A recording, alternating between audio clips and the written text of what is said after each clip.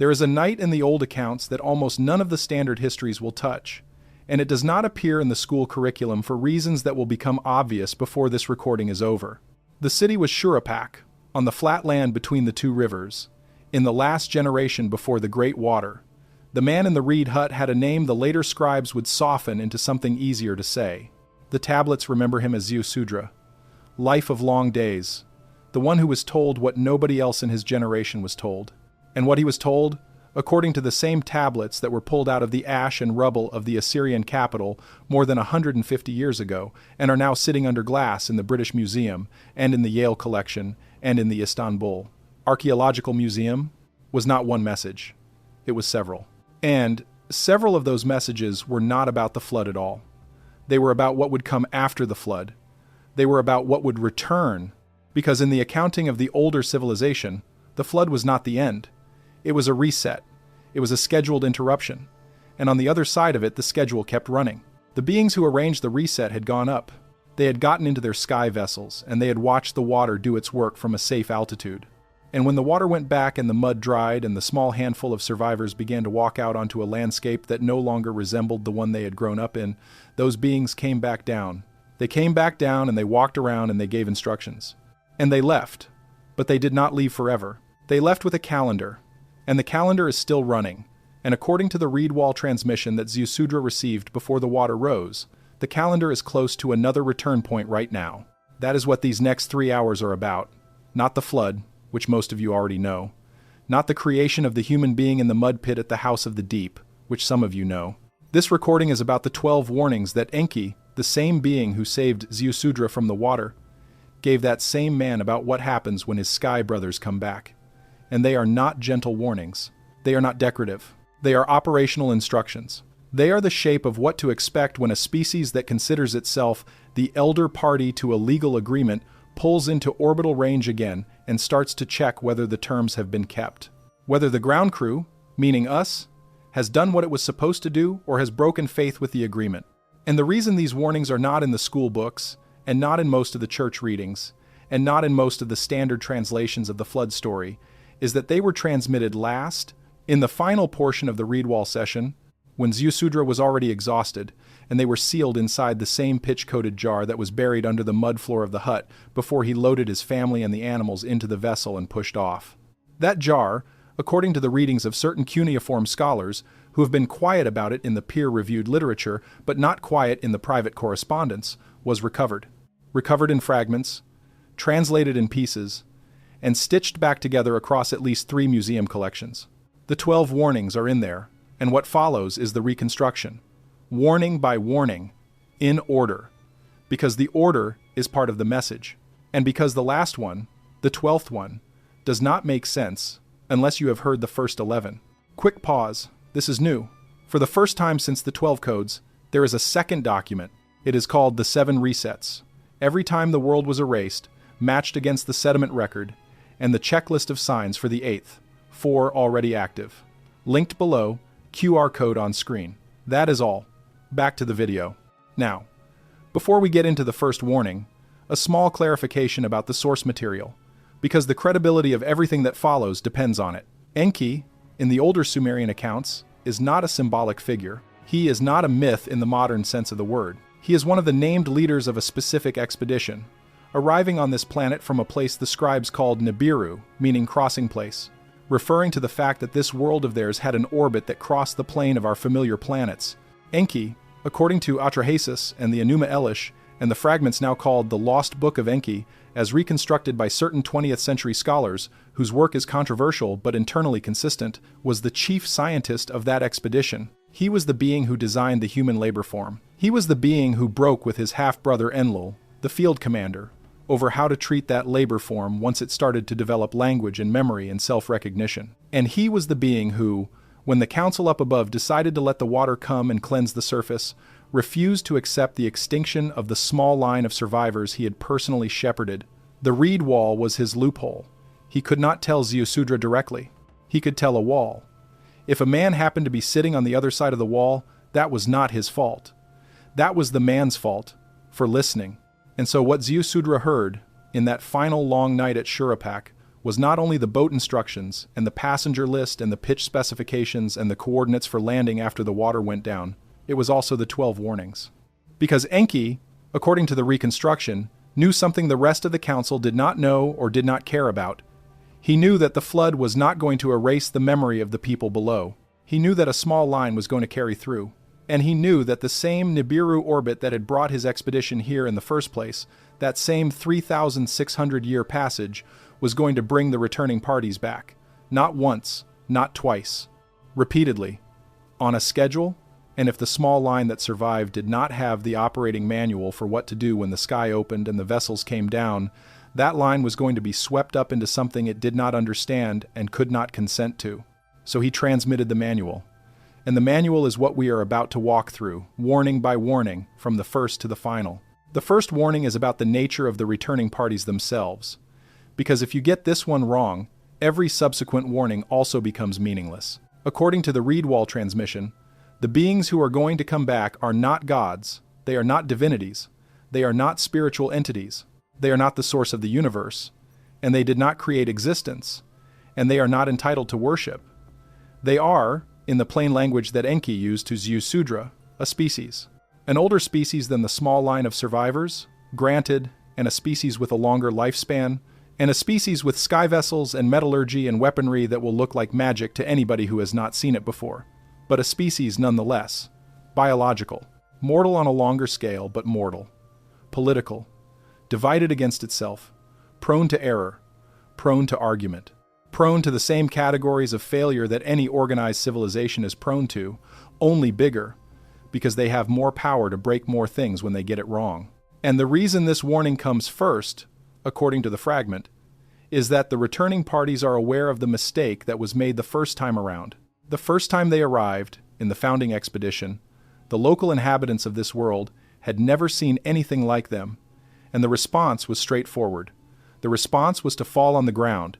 The response was to build them houses, and call those houses temples. The response was to bring them food and call that food offering. The response was to accept every instruction they gave without question, and to encode those instructions into ritual, and to pass them down from generation to generation as sacred law. That was, according to Enki, a natural response from beings who had no other framework for what they were seeing. But it was also an exploitable response, and it was exploited not by all of the arriving parties.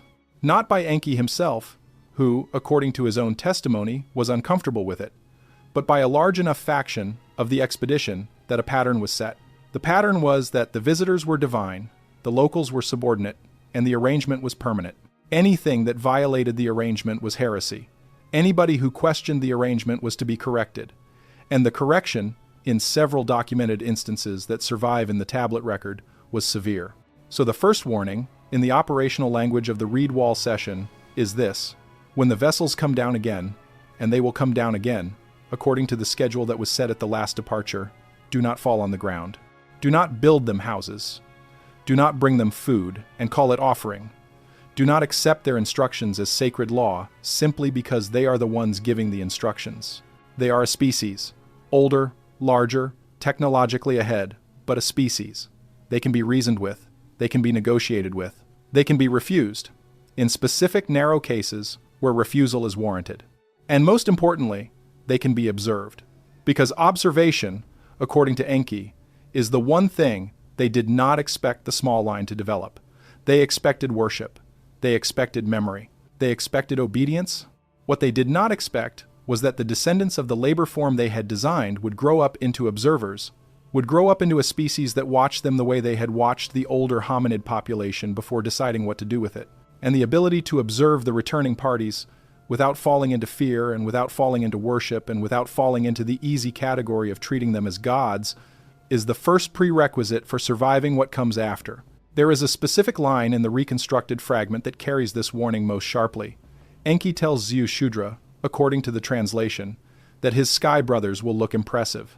They will look impressive in the way that any advanced technology looks impressive to a party that has not encountered that technology before. Their vessels will make sounds that have no natural analog. Their bodies will be taller, and their skin will look different, and their eyes will hold a color that is not common in the local population. Their weapons, if they choose to display their weapons, will do things that no local weapon can do. Their communication, which will not always be verbal, will feel like it is coming from inside the observer's own head. All of this will produce the sensation of encountering something that is beyond category, something that is beyond ordinary experience, something that must be, in the intuitive framing of the observer, of a higher order. But higher, in the sense that Enki used the word, does not mean divine. It means further along, on the same developmental line.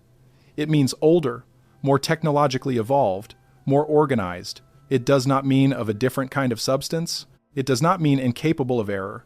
It does not mean entitled to the position of the sacred. And in fact, according to the same fragment, several of the leaders of the founding expedition had already come to regret the way the earlier interaction had gone. They had seen the pattern of temple building and offering and priesthood take hold in the surface populations, and they had seen how quickly that pattern hardened into something the returning parties would have to either honor or break. If they honored it, they were locked into a role of divinity they did not actually occupy. If they broke it, they would produce disillusionment and rebellion in populations that had structured their entire cultures around the earlier arrangement.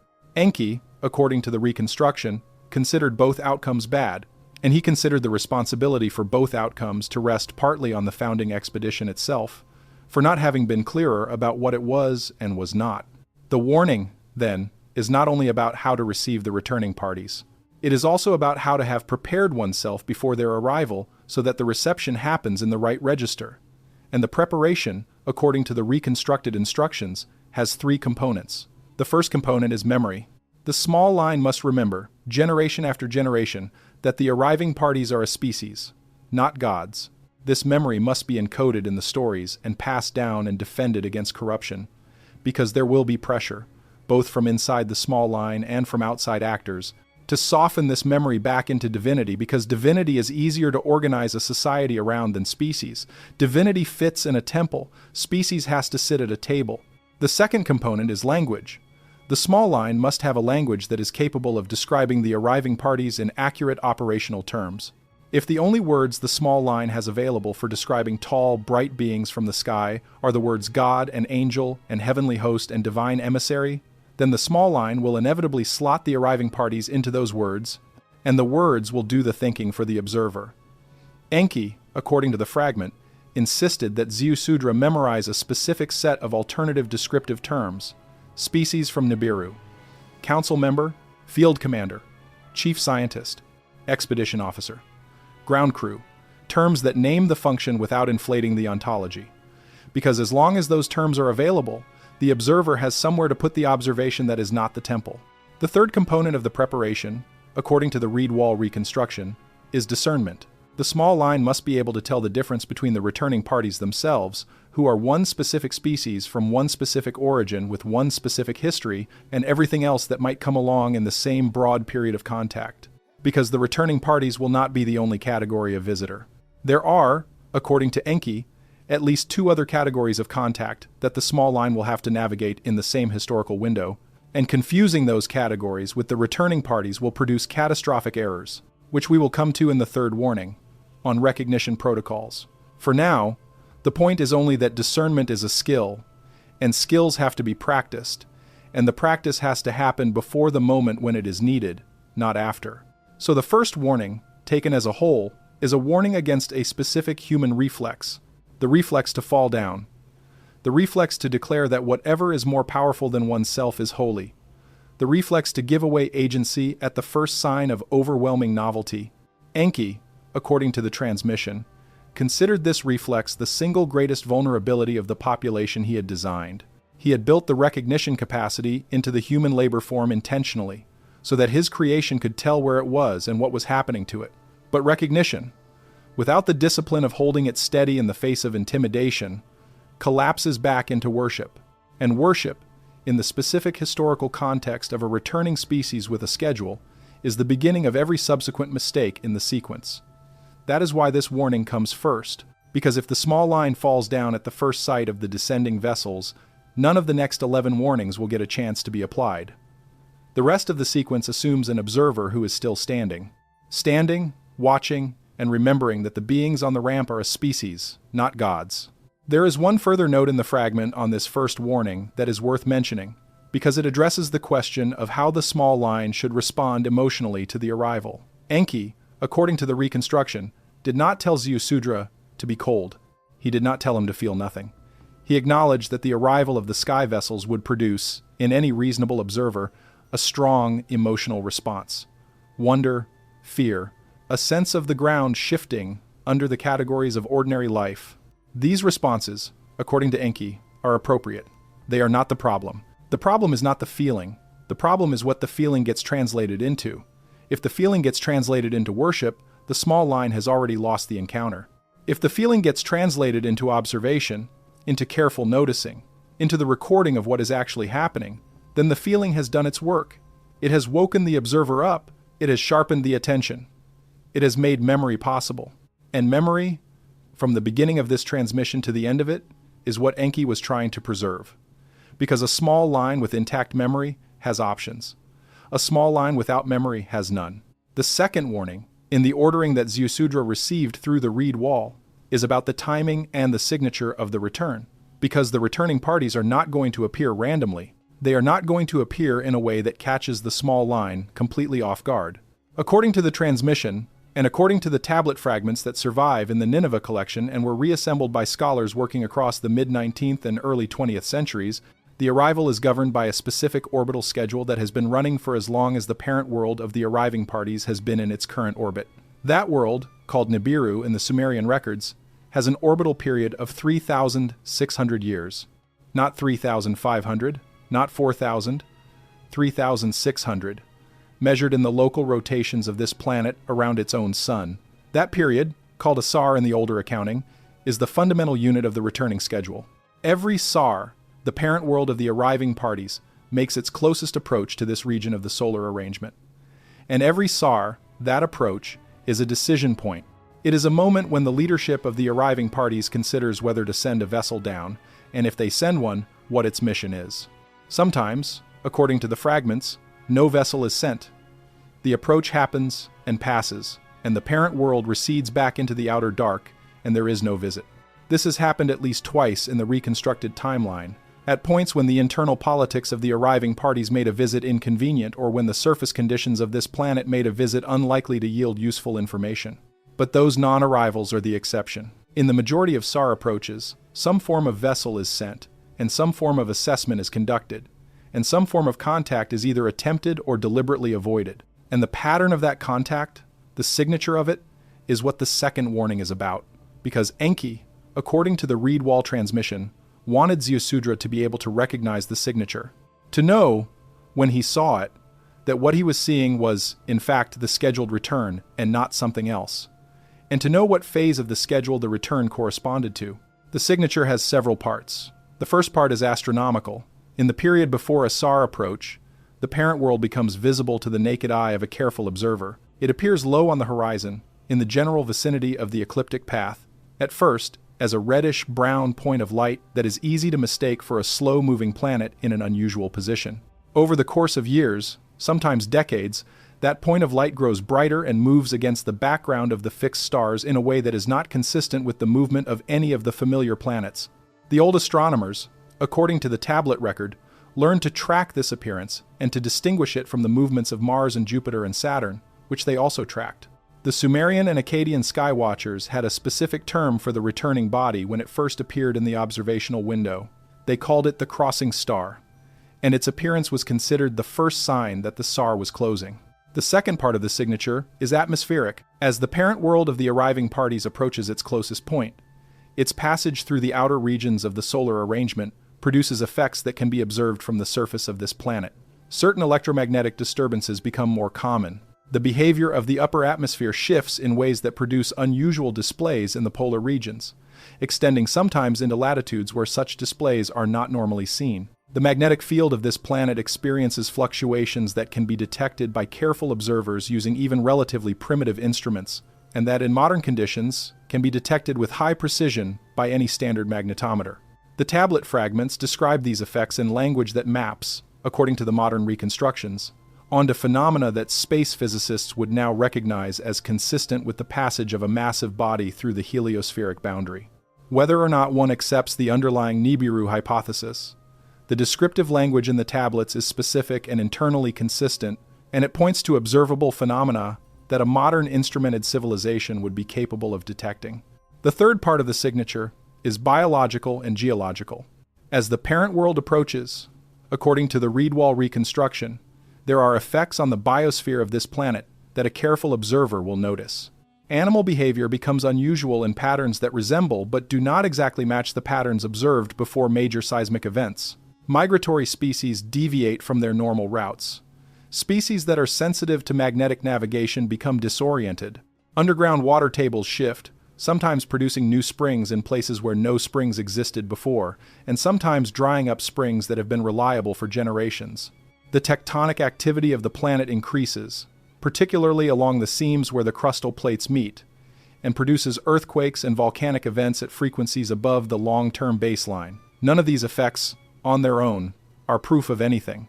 But taken together, in a specific pattern that includes the astronomical signature and the atmospheric signature and the biological and geological signature all happening in the same period, they constitute what Enki called the reading. The reading is the composite signal that tells the small line that the SAR is closing and that the arrival window is opening. The reading, according to the reconstruction, does not happen all at once. It happens over a period that can extend across several human generations, because the parent world of the arriving parties is on a slow orbit, and its influence on this region grows and recedes over long periods. The first signs, the earliest astronomical indicators, appear roughly 2 to 3 centuries before the closest approach. The atmospheric and magnetic signatures become detectable roughly 1 century before.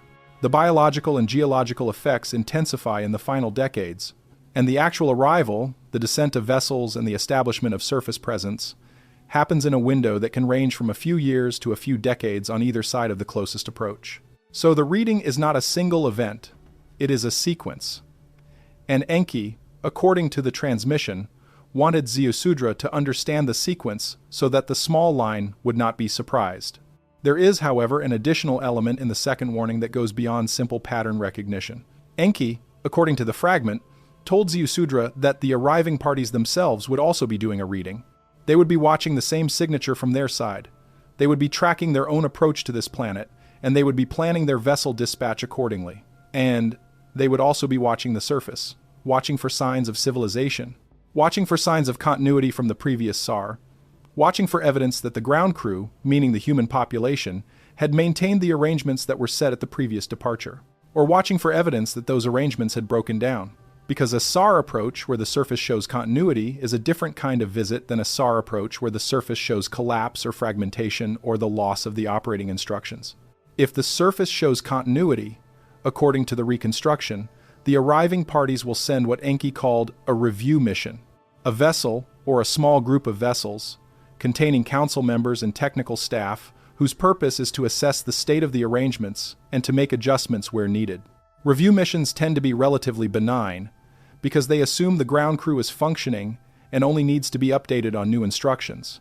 If the surface shows fragmentation, according to the reconstruction, the arriving parties will send what Enki called a restoration mission, a larger vessel deployment containing more personnel and more equipment, whose purpose is to identify what has gone wrong with the ground crew and to attempt to repair it.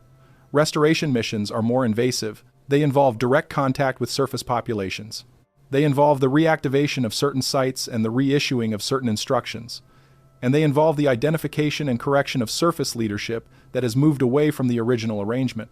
If the surface shows collapse, meaning the ground crew has failed entirely or has been eliminated by natural catastrophe or war or other cause, the arriving parties will send what Enki called a reset mission.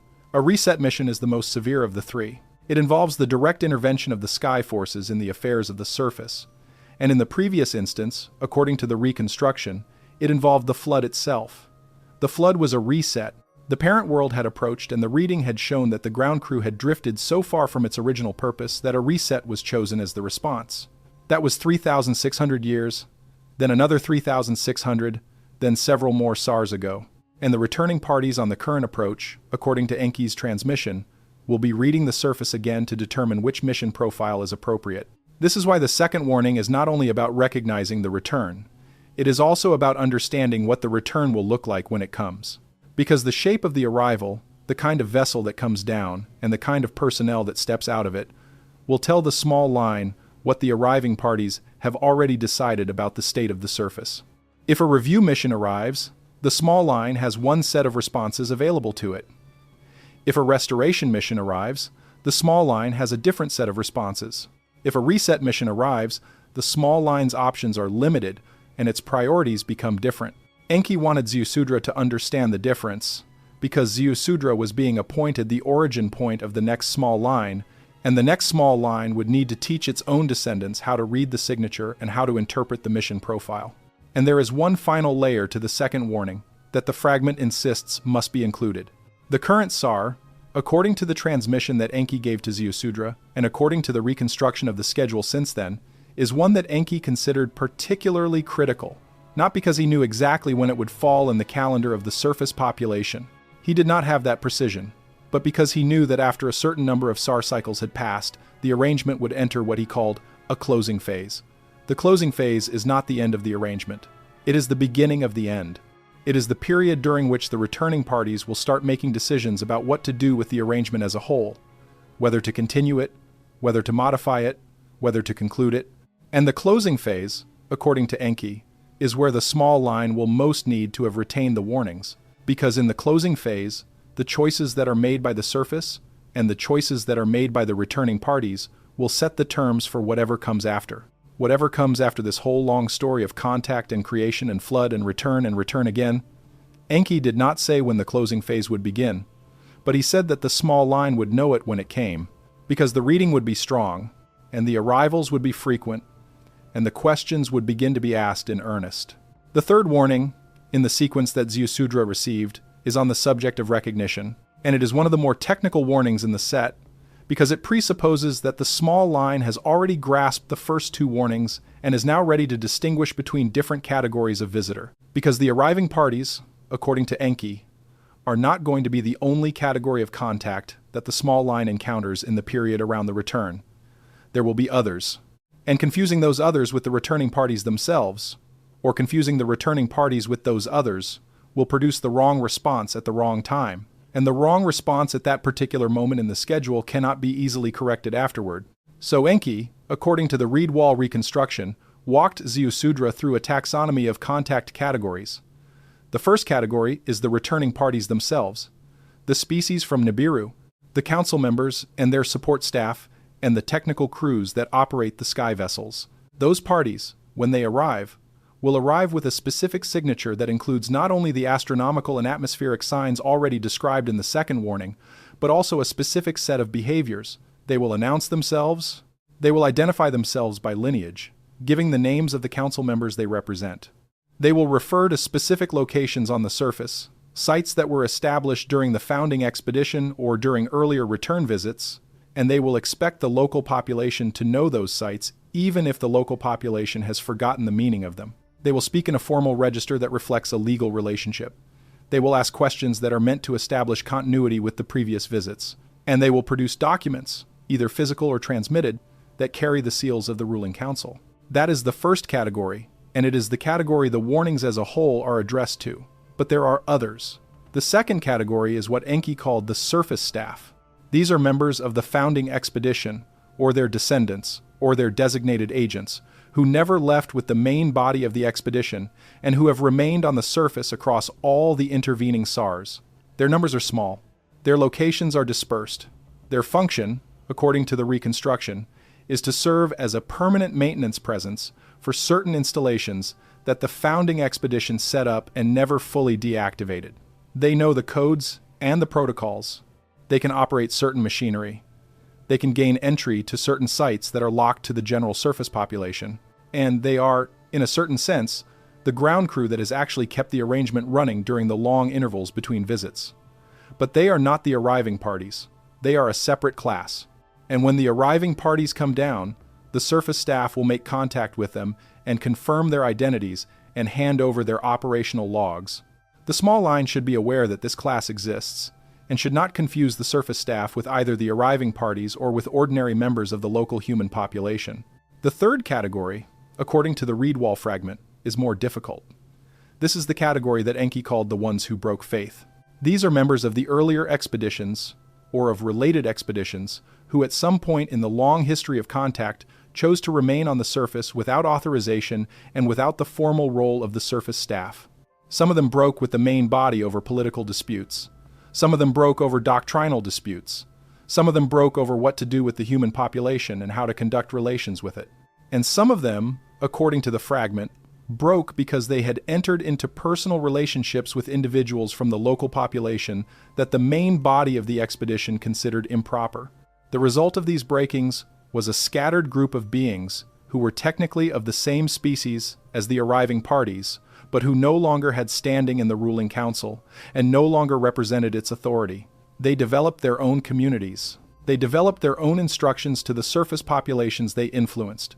They developed, in some cases, their own religious systems, their own priesthoods, their own centers of power. And when the arriving parties come down again, according to the transmission, one of the tasks of the returning mission will be to identify these broken parties and to determine what to do with them. The small line should be aware that they exist and should be careful about which teachings and which sites and which lineages ultimately trace back to which category, because a teaching that comes from a broken party is not the same as a teaching that comes from the ruling council. And a site that was built by the broken parties is not the same as a site that was built by the founding expedition. The visible remains may look similar. The underlying provenance is entirely different. The fourth category, and this is where the taxonomy becomes controversial in the modern reconstruction of the transmission, is what Enki called the beings on adjacent frequencies. These are not members of the arriving party species. They are not surface staff. They are not broken members of related expeditions. They are, according to the fragment, an entirely separate class of beings that exists on what the transmission called adjacent frequencies of the same reality. What this means in the operational language of the tablets is unclear, and it has been the subject of debate among the scholars who have reconstructed the passage. Some readings interpret adjacent frequencies as referring to beings from parallel physical worlds, whether other planets, in other systems, or other regions of this world that are not accessible to ordinary sensory apparatus. Other readings interpret it as referring to beings that occupy the same physical space as the surface population but that operate on a different bandwidth of experience, perceivable only under certain conditions of consciousness or with certain instruments that the surface population has not yet developed. The distinction between these two readings is not resolvable from the tablet fragments alone. What is clear is that Enki considered this category real, considered it distinct from the returning parties, and considered it something the small line would have to learn to distinguish from the returning parties when the returning parties actually arrived. The reason the distinction matters, according to the reconstruction, is that the beings on adjacent frequencies have their own interests in the surface population, and those interests are not necessarily aligned with the interests of the ruling council. Some of the beings on adjacent frequencies are, in the language of the transmission, opportunistic. They watch the arrivals and the departures of the returning parties. They watch the changes in the surface population, and they attempt, at various moments, to insert themselves into the process. They present themselves to certain individuals in the surface population, in visions or dreams or waking encounters, and they give teachings that resemble the teachings of the arriving parties but that carry different underlying instructions. Their goal, according to the fragment, is to acquire influence over the surface population without having to go through the formal process that the ruling council uses. And because they are not physical in the same sense that the arriving parties are physical, they are harder to detect and harder to dismiss and harder to challenge. The small line, according to Enki, must be able to recognize the difference between a teaching that comes from the ruling council and a teaching that comes from the beings on adjacent frequencies, because the two categories will sometimes look similar on the surface but will lead to very different outcomes if followed. The tools for recognition, according to the read wall transmission, are several. The first tool is provenance. Any teaching, any instruction, any claim of contact must be traceable back through a chain of transmission that can be verified against the tablet record. If the teaching cannot be traced, or if the chain of transmission is broken or dubious, the teaching should be held at arm's length until further verification is possible. The arriving parties, when they come down, will bring their own provenance with them. They will refer to specific historical events, to specific council members, to specific instructions given in earlier visits. If the being making the claim cannot produce that provenance, or produces a version of it that does not match the tablet record, the claim is suspect. The second tool is coherence. Any teaching that comes from the arriving parties, or that legitimately represents their intentions, will be internally coherent. It will be consistent with the other teachings from the same source. It will not contradict the fundamental instructions that were given at earlier visits. Teachings that come from the broken parties or from the beings on adjacent frequencies will often be internally inconsistent, or will contradict the tablet record in specific ways that betray their origin. The small line, according to the reconstruction, must have a working knowledge of the tablet record in order to perform this coherence check. Without that working knowledge, the check is impossible, and the small line becomes vulnerable to any teaching that presents itself with sufficient force. The third tool is what Enki called the signature of intent. Any being making contact, whether physical or otherwise, has an intent behind the contact. The arriving parties intend to conduct the review, restoration, or reset mission as their leadership has determined. Their intent is functional. It is oriented toward the completion of a specific task within a specific schedule. The broken parties intend to consolidate whatever position they have managed to build in the surface population, and their intent is preservational. The beings on adjacent frequencies intend to gain influence they have not been formally granted, and their intent is acquisitive. Each of these intents leaves a signature. The signature is detectable in the pattern of the teaching, in the demands it makes of the recipient, in the sacrifices it asks the recipient to make, and in the promises it holds out in return. A being that promises immediate power in exchange for specific ritual actions is showing the signature of an adjacent frequency contact. A being that speaks in the register of legal continuity and refers to prior arrangements is showing the signature of a returning party. A being that mixes both, or that alternates between them, is showing the signature of a broken party trying to appear legitimate. The third warning, taken as a whole, is a warning against confusion, against letting the excitement of the moment collapse the distinctions that the transmission worked so hard to establish. Because when the vessels come down and the sky is full of activity and the surface population is in various states of panic and elation, it will be difficult to hold the distinctions steady. The distinctions will want to blur. The teachings will want to run together. And the small line will be pressured, from many directions at once, to accept whatever contact presents itself as the legitimate contact.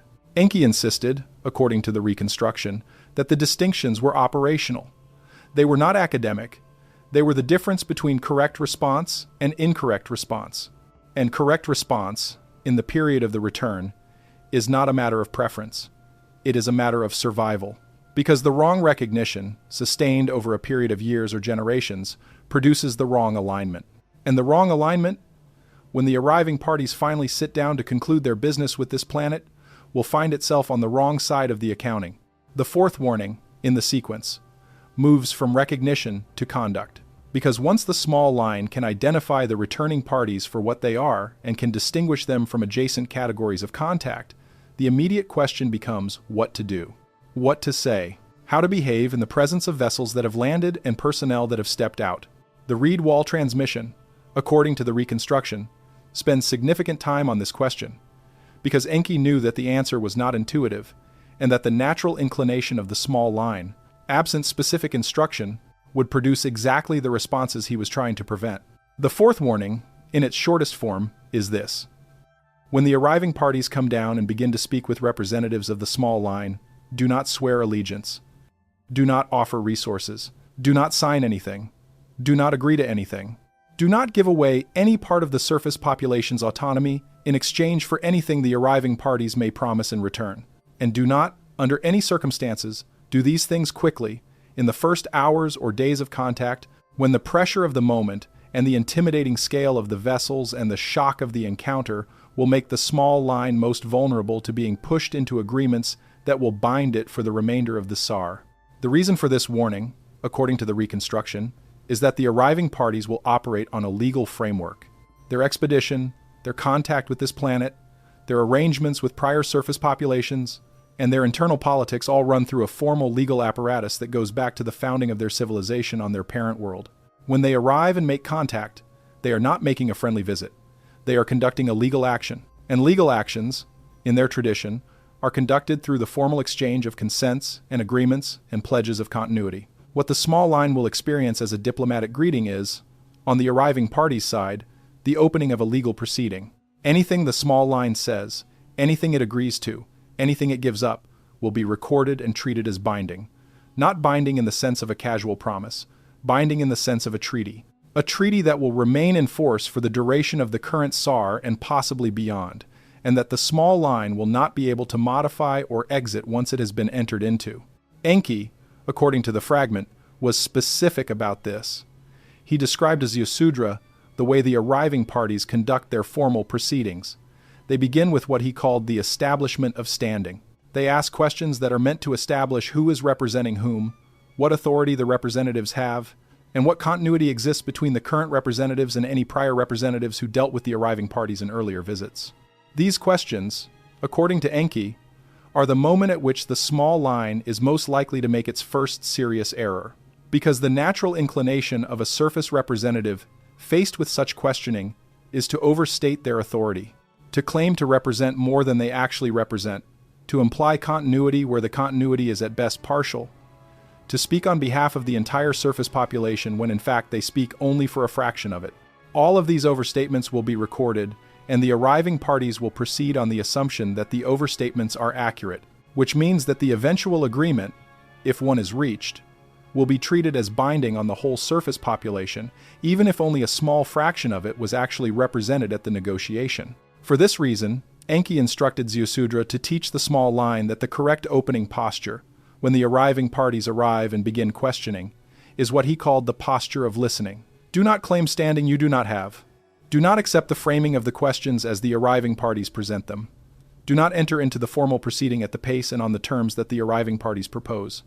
Instead, ask for time. Ask for the questions to be recorded and considered. Ask for the small line to have the opportunity to gather its own representatives and to determine what standing they actually have, and to consult the tablet record for guidance on prior arrangements.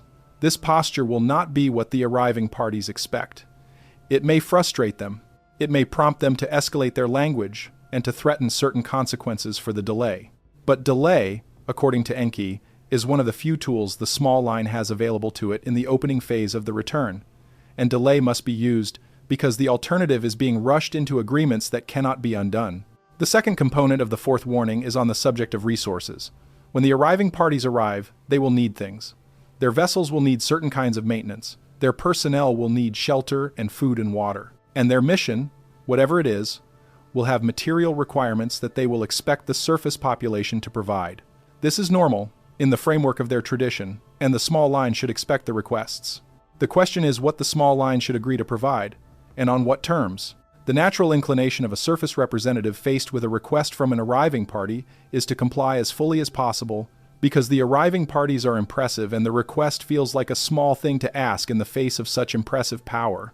Enki warns Ziusudra against this inclination. Every request that is granted quickly and without negotiation, according to the reconstruction, will be treated by the arriving parties as an establishment of custom. It will become the baseline for what the small line is expected to provide. Subsequent requests will be larger, and the small line will find itself in a spiral of accommodation that leaves it, over time, with progressively less of its own resources and progressively less of its own autonomy. The correct response, according to the reconstruction, is to treat every request as a negotiation, not to refuse outright, because outright refusal produces confrontation that the small line is not in a position to sustain, but to accept in principle and to negotiate on the specifics, to ask what will be given in return, to ask how the accommodation will be recorded in the formal proceedings, to ask what standing the small line will gain by providing the resources requested, to make the exchange, in other words, into a proper transaction with terms on both sides, rather than into an offering that carries no reciprocity. The arriving parties, according to Enki, understand transactions. They come from a civilization that runs on transactions. What they may attempt, in the early phase of contact, is to induce the small line to make offerings instead of transactions, because offerings put the small line in the position of the supplicant, and transactions put the small line in the position of the equal party. If the small line can hold the transactional framing steady, it establishes a different relationship than the founding expedition established with the surface populations of that earlier era. The founding expedition induced offerings. The offerings became temple rituals. The temple rituals became the whole architecture of divinity that Enki was trying to warn against in the first warning. The fourth warning is the practical application of that first warning to the actual mechanics of the encounter. The third component of the fourth warning is on the subject of information. The arriving parties will want information.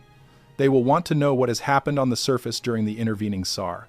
They will want to know what has been remembered and what has been forgotten. They will want to know what technologies the surface population has developed on its own. They will want to know what population it has reached, what political structures it has organized itself into, what its current major concerns are, what its capacities and its vulnerabilities are. All of this information they will collect, and all of it they will use in their assessment. The natural inclination of a surface representative faced with such questioning is to give the information fully and accurately because concealment feels dishonest, and because the arriving parties will seem to be entitled to the information as part of their formal proceeding. Enki warned against this inclination as well. Not every piece of information the arriving parties request should be provided. Not every piece of information should be provided at the pace they request it. And no piece of information should be provided without the small line understanding what the information will be used for. The tablet fragments describe, according to the reconstruction, a specific technique that the small line should employ. When a question is asked, the representative should acknowledge the question, indicate that the answer will be provided, and then ask a clarifying question in return. What is the purpose of the information? How will it be used in the proceeding? What conclusions will be drawn from it? What alternatives are available if the information is not provided or is provided in a limited form? These clarifying questions serve two purposes. They slow the proceeding, which, as already noted, is one of the small line's few available tools, and they reveal, in the arriving parties' responses, the shape of what the arriving parties are trying to determine, which lets the small line see the outline of the proceeding as it develops and adjust its responses accordingly. The fourth warning, taken as a whole, is an instruction in negotiation posture. And negotiation posture, according to the reconstruction, is not something that can be improvised in the moment of contact. It is a discipline that has to be practiced in advance. The small line must have its representatives already identified before the arrival. Those representatives must have already studied the tablet record. They must have already worked through what the likely opening questions will be and what the correct responses are. They must have already agreed among themselves on what can be conceded and on what cannot be conceded. And they must have the discipline, when the moment comes, to hold to their prepared posture even under the pressure that the arriving parties will exert. Enki, in his transmission to Ziusudra, was aware that this preparation would be difficult across many generations.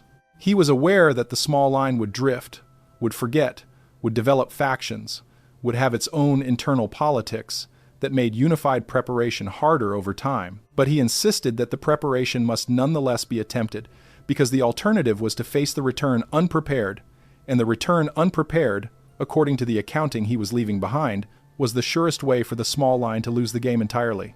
There is one further note in the fragment on this fourth warning that deserves attention. Enki, according to the reconstruction, told Ziusudra that the arriving parties would in some cases attempt to bypass the formal proceedings entirely by dealing with individual members of the small line rather than with the small line as a whole. They would identify individuals who could be flattered, or bribed, or intimidated, or seduced into signing agreements on behalf of the whole. These individuals, once they had signed, would then be treated by the arriving parties as legitimate representatives, and the agreements they had signed would be treated as binding. The small line must have, according to the transmission, a mechanism for identifying and neutralizing these individual bypasses. It must have a clear understanding, within itself, of who has standing and who does not. It must have a mechanism for repudiating agreements that were signed by unauthorized parties. And it must have, in general, a level of internal cohesion that makes it difficult for the arriving parties to divide the small line against itself. Because division, according to the fragment, is the arriving party's oldest and most effective negotiating tool, and the small line's ability to resist division is proportional to its ability to hold its own position through the whole long proceeding without being fragmented into individual arrangements that collectively add up to defeat. The fifth warning moves from procedure to substance, and it addresses what may be the most fundamental point of contention that will arise when the returning parties come down. Because at some point in the formal proceedings, and probably early in them, the arriving parties will make a claim. The claim is not something that will be argued at length or presented with elaborate justification. It will be stated, in the register of established fact, as the foundation on which everything else in the proceeding will rest. The claim is that the surface population, meaning every human being currently living on this planet, is the property of the arriving parties. Not property in the sense of chattel or the sense of a possession that can be moved around. Property in the sense of a derived population that was created by the arriving parties for their own purposes, using their own genetic material, and that therefore falls under their jurisdiction, in the same way that any created or engineered organism falls under the jurisdiction of its designer. This claim, according to the Readwall transmission, is the genetic claim. And Enki was direct with Ziusudra about it, because he knew Ziusudra would face it, and he knew the small line would face it in every subsequent return. The claim, in its strongest form, will be that the human species as it exists today did not develop through the ordinary processes of biological evolution alone. It was, according to the arriving party's account, produced through a specific intervention conducted by them at a specific point in the past, using specific techniques to combine the genetic material of a pre-existing hominid population with genetic material from their own species. The result, according to their account, is the current human labor form. The labor form was designed for specific purposes, mainly to work the mining operations that the arriving parties had established on this planet to extract the materials they needed for their own atmospheric maintenance program. The labor form succeeded beyond expectations. It developed language and memory and self-awareness at rates the designers had not anticipated. It became, over time, more than a labor form. But it never ceased, in the arriving party's legal framework, to be their creation. And their creation, in that framework, remains their property. Enki, according to the reconstruction, did not deny the underlying facts of the genetic claim. He had been present at the design work. He was the chief scientist of the intervention. He knew that the account, in its factual outline, was substantially correct. What he denied was the legal conclusion the arriving parties would draw from those facts. And this distinction between the factual outline and the legal conclusion is what the fifth warning is designed to arm the small line with. Because the small line is going to lose the argument about the facts.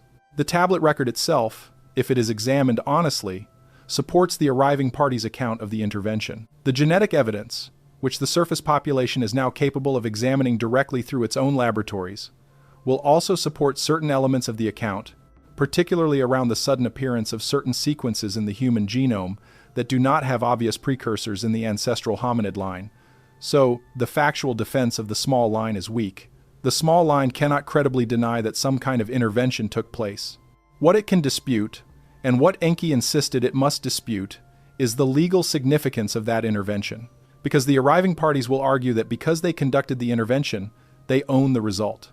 And Enki's counterargument, which he taught to Ziusudra, and which he intended the small line to preserve across all the SARs, is that the intervention produced not just a labor form, but a full person, a being with recognition capacity, a being with the ability to observe and reflect and choose, a being, in short, with the same qualities that the arriving parties themselves possess, and that they consider constitutive of personhood in their own legal framework. And a full person, in their own tradition, is not property. A full person has standing.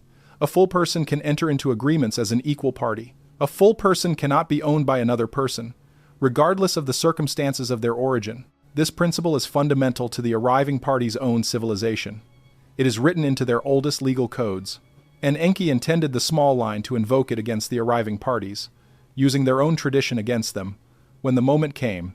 The argument runs like this. If the intervention produced a labor form only, meaning an organism with functional capacity but without recognition capacity, then the arriving party's genetic claim would be valid and the surface population would indeed be property. But the intervention did not produce a labor form only. It produced beings who observe their circumstances, remember their history, form judgments about their situation, and choose responses to it, which are the operational tests, in the arriving party's own legal tradition, for personhood. Therefore, according to their own tradition, the surface population consists of persons, not property. Therefore, according to their own tradition, the genetic claim is invalid, not because the facts of the intervention are disputed, but because the legal conclusion that they draw from those facts does not follow, given the actual capacities of the beings the intervention produced. This is the counterargument. It rests entirely on the small line being able to demonstrate, in the moment of the proceeding, that it possesses the qualities that the arriving party's own tradition uses to define personhood, which means the small line must arrive at the proceeding as observers, not as supplicants. As beings capable of reflection, not as beings dazzled into passivity. As beings who can invoke legal principle, not as beings who will accept whatever framing the arriving parties propose. This is why the first 4 warnings had to come first. This is why the emphasis on posture and observation and negotiation was necessary. Because all of that was the preparation for this specific argument, The argument that the surface population is not the arriving party's property because the surface population meets the arriving party's own tests for personhood. Without the preparation, the argument cannot be made. With the preparation, the argument becomes available. And the argument, according to Enki, is winnable. Not certain to win, but winnable if the small line is competent enough and steady enough and coherent enough to make it well. There is a further layer to the fifth warning that the reconstruction insists must be included. Enki, according to the transmission, expected that the arriving parties would attempt to sidestep the legal argument by invoking custom. They would argue that regardless of the abstract legal question, the practical arrangement across all the previous SARs has been one in which the surface population served the arriving parties' needs and provided the labor and the resources that the arriving parties required. Custom, in their tradition, has considerable legal weight. If a relationship has been conducted in a certain way for many generations, the relationship is presumed to continue in that way unless there is specific reason to change it. And the arriving parties will point to the temples and the offerings and the priesthoods and the whole architecture of surface civilization since the founding expedition as evidence that the customary arrangement is one of subordination. The counter-argument to this, according to Enki, is that the customary arrangement is a corruption. It was not what the founding expedition originally intended. Or more precisely, it was what one faction of the founding expedition intended, but not what the whole expedition intended, and certainly not what the ruling council on the parent world of the arriving parties formally authorized. The customary arrangement grew up on the surface, partly because the arriving parties themselves encouraged it, and partly because the surface population, in the absence of clear counter-instruction, fell into it as a natural response to the presence of overwhelming power. But its long duration does not make it correct. And its correction is not, in the legal framework, a modification of a valid arrangement. It is a return to the original terms of the intervention, which were terms of design and cultivation, not terms of ownership. Enki intended the small line to argue for the return to original terms, to argue that the intervention was a design event, that the beings it produced developed into full persons, that the customary subordination since then has been a departure from the original intent, and that the current SAR is the correct moment for the departure to be corrected. This argument, according to the reconstruction, is the small line's strongest available position. It concedes the facts of the intervention. It invokes the arriving party's own principles. It reframes the whole history as a legal question rather than as a matter of divine authority. And it puts the small line on the ground of a party that is asserting rights, not on the ground of a party that is begging for favors. Enki was, however, honest about the difficulty of making this argument well, because the arriving parties will not accept it readily. They will have their own factions that resist it, particularly the factions that have benefited from the customary arrangement and that will lose standing if the arrangement is corrected. There will be council members who argue that the customary subordination is what the ruling council always intended and that any attempt to overturn it is an act of rebellion by the surface population. There will be technical staff who argue that the practical difficulties of treating the surface population as full persons are too great to justify the reform. And there will be, in the reconstruction, at least one specific faction whose interest is in maintaining the surface population in a state of managed ignorance, because that state is convenient for the extraction of certain resources that the arriving parties still require. The small line, in making the fifth warning argument, will be arguing against all of these factions simultaneously. It will not have an easy time of it, and there is no guarantee that the argument will succeed. But the argument, according to Enki, is the argument that must be made, because the alternative is to accept the property status, and accepting the property status permanently forecloses the possibility of the surface population becoming what Enki designed it to eventually become, which is a self-governing species on its own trajectory, capable of managing its own affairs and, in due time, capable of entering into equal relations with the arriving parties on the basis of its own developed capacities. The fifth warning, taken as a whole, is a warning about the deepest question the return will pose. Not a procedural question, not a logistical question, a question about what the surface population is and what its relation to the arriving parties will be for the remainder of the arrangement. The arriving parties will propose one answer to that question, and the answer they propose is subordination through property status. The small line, according to Enki, must be prepared to propose a different answer, and to defend that different answer with reference to the arriving party's own legal principles, and to make the defense stick under pressure. Whether it can do so depends on everything that comes before this moment, on the memory retained, on the language preserved, on the discernment cultivated, on the negotiation discipline established. All of the earlier warnings converge here. And everything after this warning depends on how the fifth warning is handled. Because if the small line accepts the property status, the subsequent warnings become largely irrelevant. There is nothing left to protect. If the small line successfully contests the property status, the subsequent warnings become operational because they describe what happens when the arriving parties begin to make more specific demands on a population that has retained its standing. The sixth warning, in the read wall sequence, is on the subject of the gold, and it is worth pausing before entering this warning to acknowledge that of all the warnings in the set, the sixth is the one that maps most directly onto features of the modern surface civilization that a listener today would recognize without needing to reach for the tablet record. Because the gold, in the arriving party's account, is not decorative, it is not symbolic. It is not a placeholder for wealth in the abstract sense. It is a specific material with a specific function that the arriving parties needed from this planet and that they set up the entire founding expedition to extract. And when they come back, according to Enki's transmission to Ziusudra, they are going to want to know what has been done with the gold in the intervening period, and they are going to make demands about the gold going forward that the small line will have to be prepared to respond to. The function of the gold, in the arriving party's technical apparatus, is atmospheric. Their parent world, according to the reconstruction, had at some point in its history developed a problem with the retention of certain critical gases in its upper atmosphere. Whether this was the result of internal geological changes on the parent world, or the result of external disturbances during its long elliptical orbit through varying regions of the solar arrangement, or the result of accumulated damage from the industrial activities of the arriving party's civilization itself, is not clear from the tablet record. What is clear is that at a certain point in their history, the arriving parties determined that their parent world needed a corrective. They needed to seed the upper atmosphere of their parent world with a specific particulate material that could reflect and disperse solar radiation in a controlled way, buying time for the underlying atmospheric problems to be addressed by other means. The material they identified as suitable for this purpose was gold, in a specifically prepared micrometer particulate form. And the quantity they required was very large, larger than their own parent world could readily supply from its own reserves. So they mounted expeditions to other worlds in search of the supplemental supply.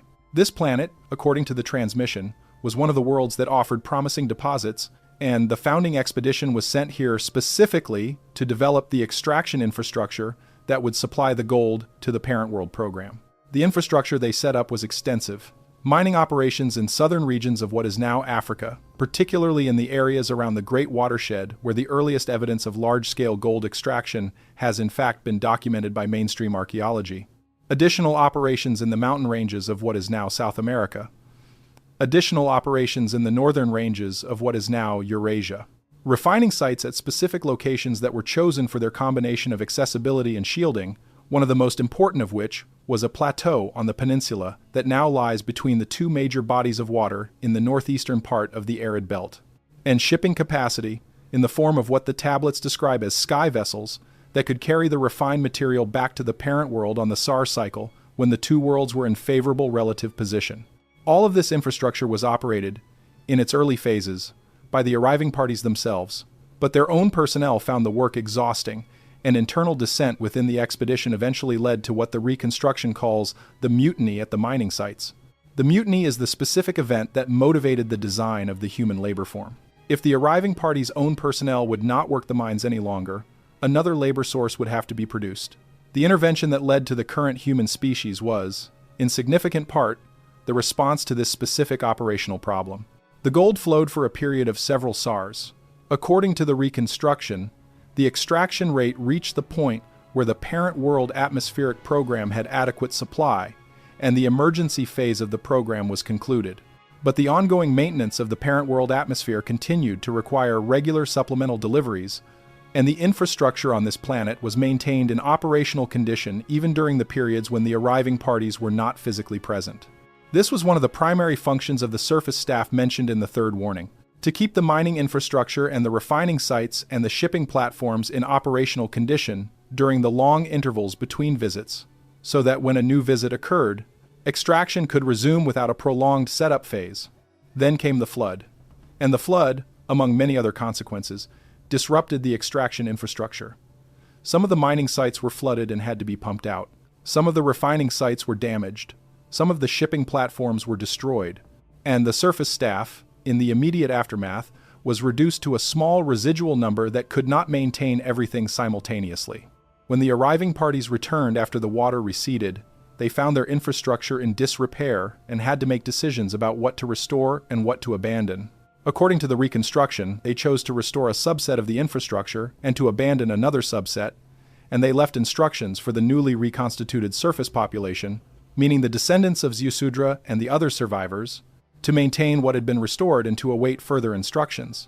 Those instructions, and this is where the sixth warning becomes operationally urgent, included specific expectations about what the surface population would do with the gold in the intervening period. The gold was to be treated as a strategic reserve.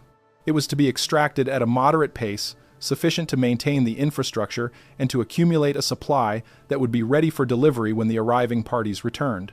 It was not to be squandered. It was not to be diverted into surface applications that were not authorized. It was not to be treated as ordinary wealth that could be spent freely on whatever the surface civilization happened to want. It was to be held in trust, essentially, for the arriving party's eventual return. And the surface leadership, whoever that leadership might be at any given moment in the intervening period, was to preserve this trust.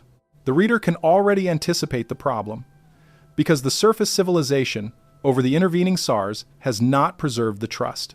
The gold, in the modern configuration of the surface civilization, has become the foundation of the entire monetary and financial architecture. It has been extracted on a massive scale, has been distributed across many hands, has been used as a store of value in ways that have nothing to do with the parent world atmospheric program, and has, in significant quantities, been literally consumed in industrial and decorative and dental applications that render it unrecoverable.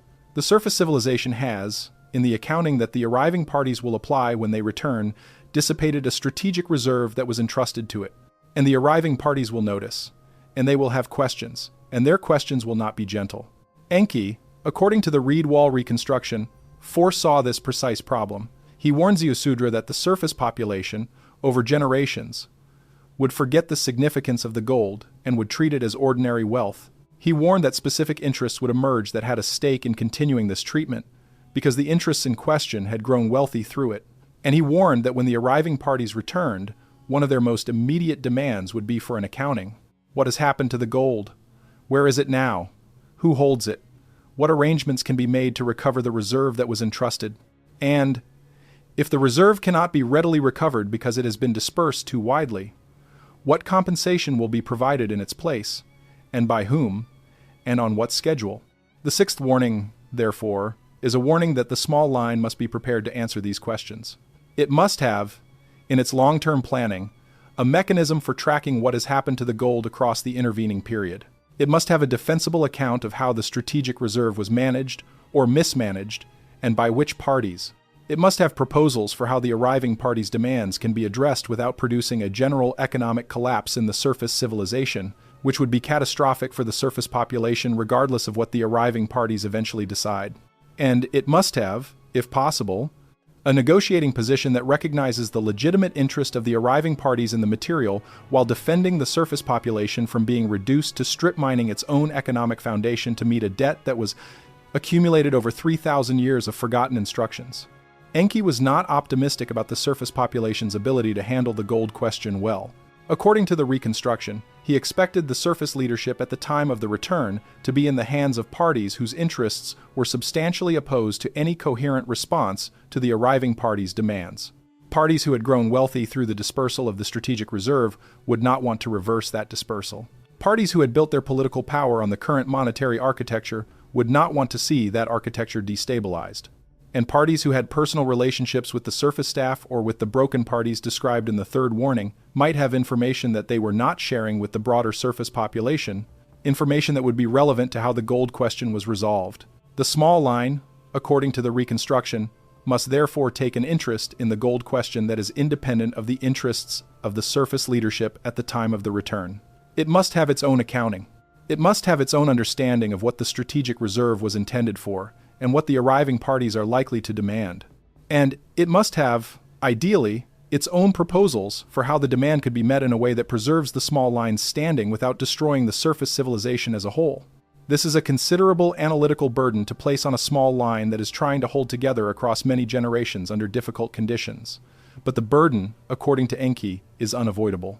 Because the gold question will be one of the first substantive questions the arriving parties raise, and the way it is handled will set the tone for everything that follows.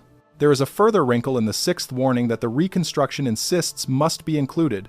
Enki, according to the transmission, told Ziusudra that the arriving parties may not be able to be fully honest about their current needs with respect to the gold. He explained that, on the parent world, the atmospheric program had itself gone through changes during the intervening SARS. There were factions on the parent world that argued the program was no longer necessary because alternative solutions to the underlying atmospheric problem had been developed. There were factions that argued the program was necessary as always, and there were factions that argued the program was being maintained not because of atmospheric necessity, but because certain interests on the parent world had grown accustomed to the flow of gold and to the wealth it produced for them. Personally, these parent world factions, according to Enki, would each want the returning parties to represent their interests during the accounting proceeding with the surface population. And the returning parties would not necessarily present a unified position on what they actually needed the gold for. Some of them might argue that the atmospheric program required renewed extraction. Others might argue that alternative arrangements were possible. Others might argue that the strategic reserve was needed for other purposes that they did not want to discuss openly. The small line, according to the reconstruction, should watch for these internal divisions among the returning parties and should use them, where possible, to reach a resolution that reflects the actual state of the arriving parties' needs rather than the state of their factional politics. The sixth warning, taken as a whole, describes what will probably be the single most contentious substantive question in the return proceeding.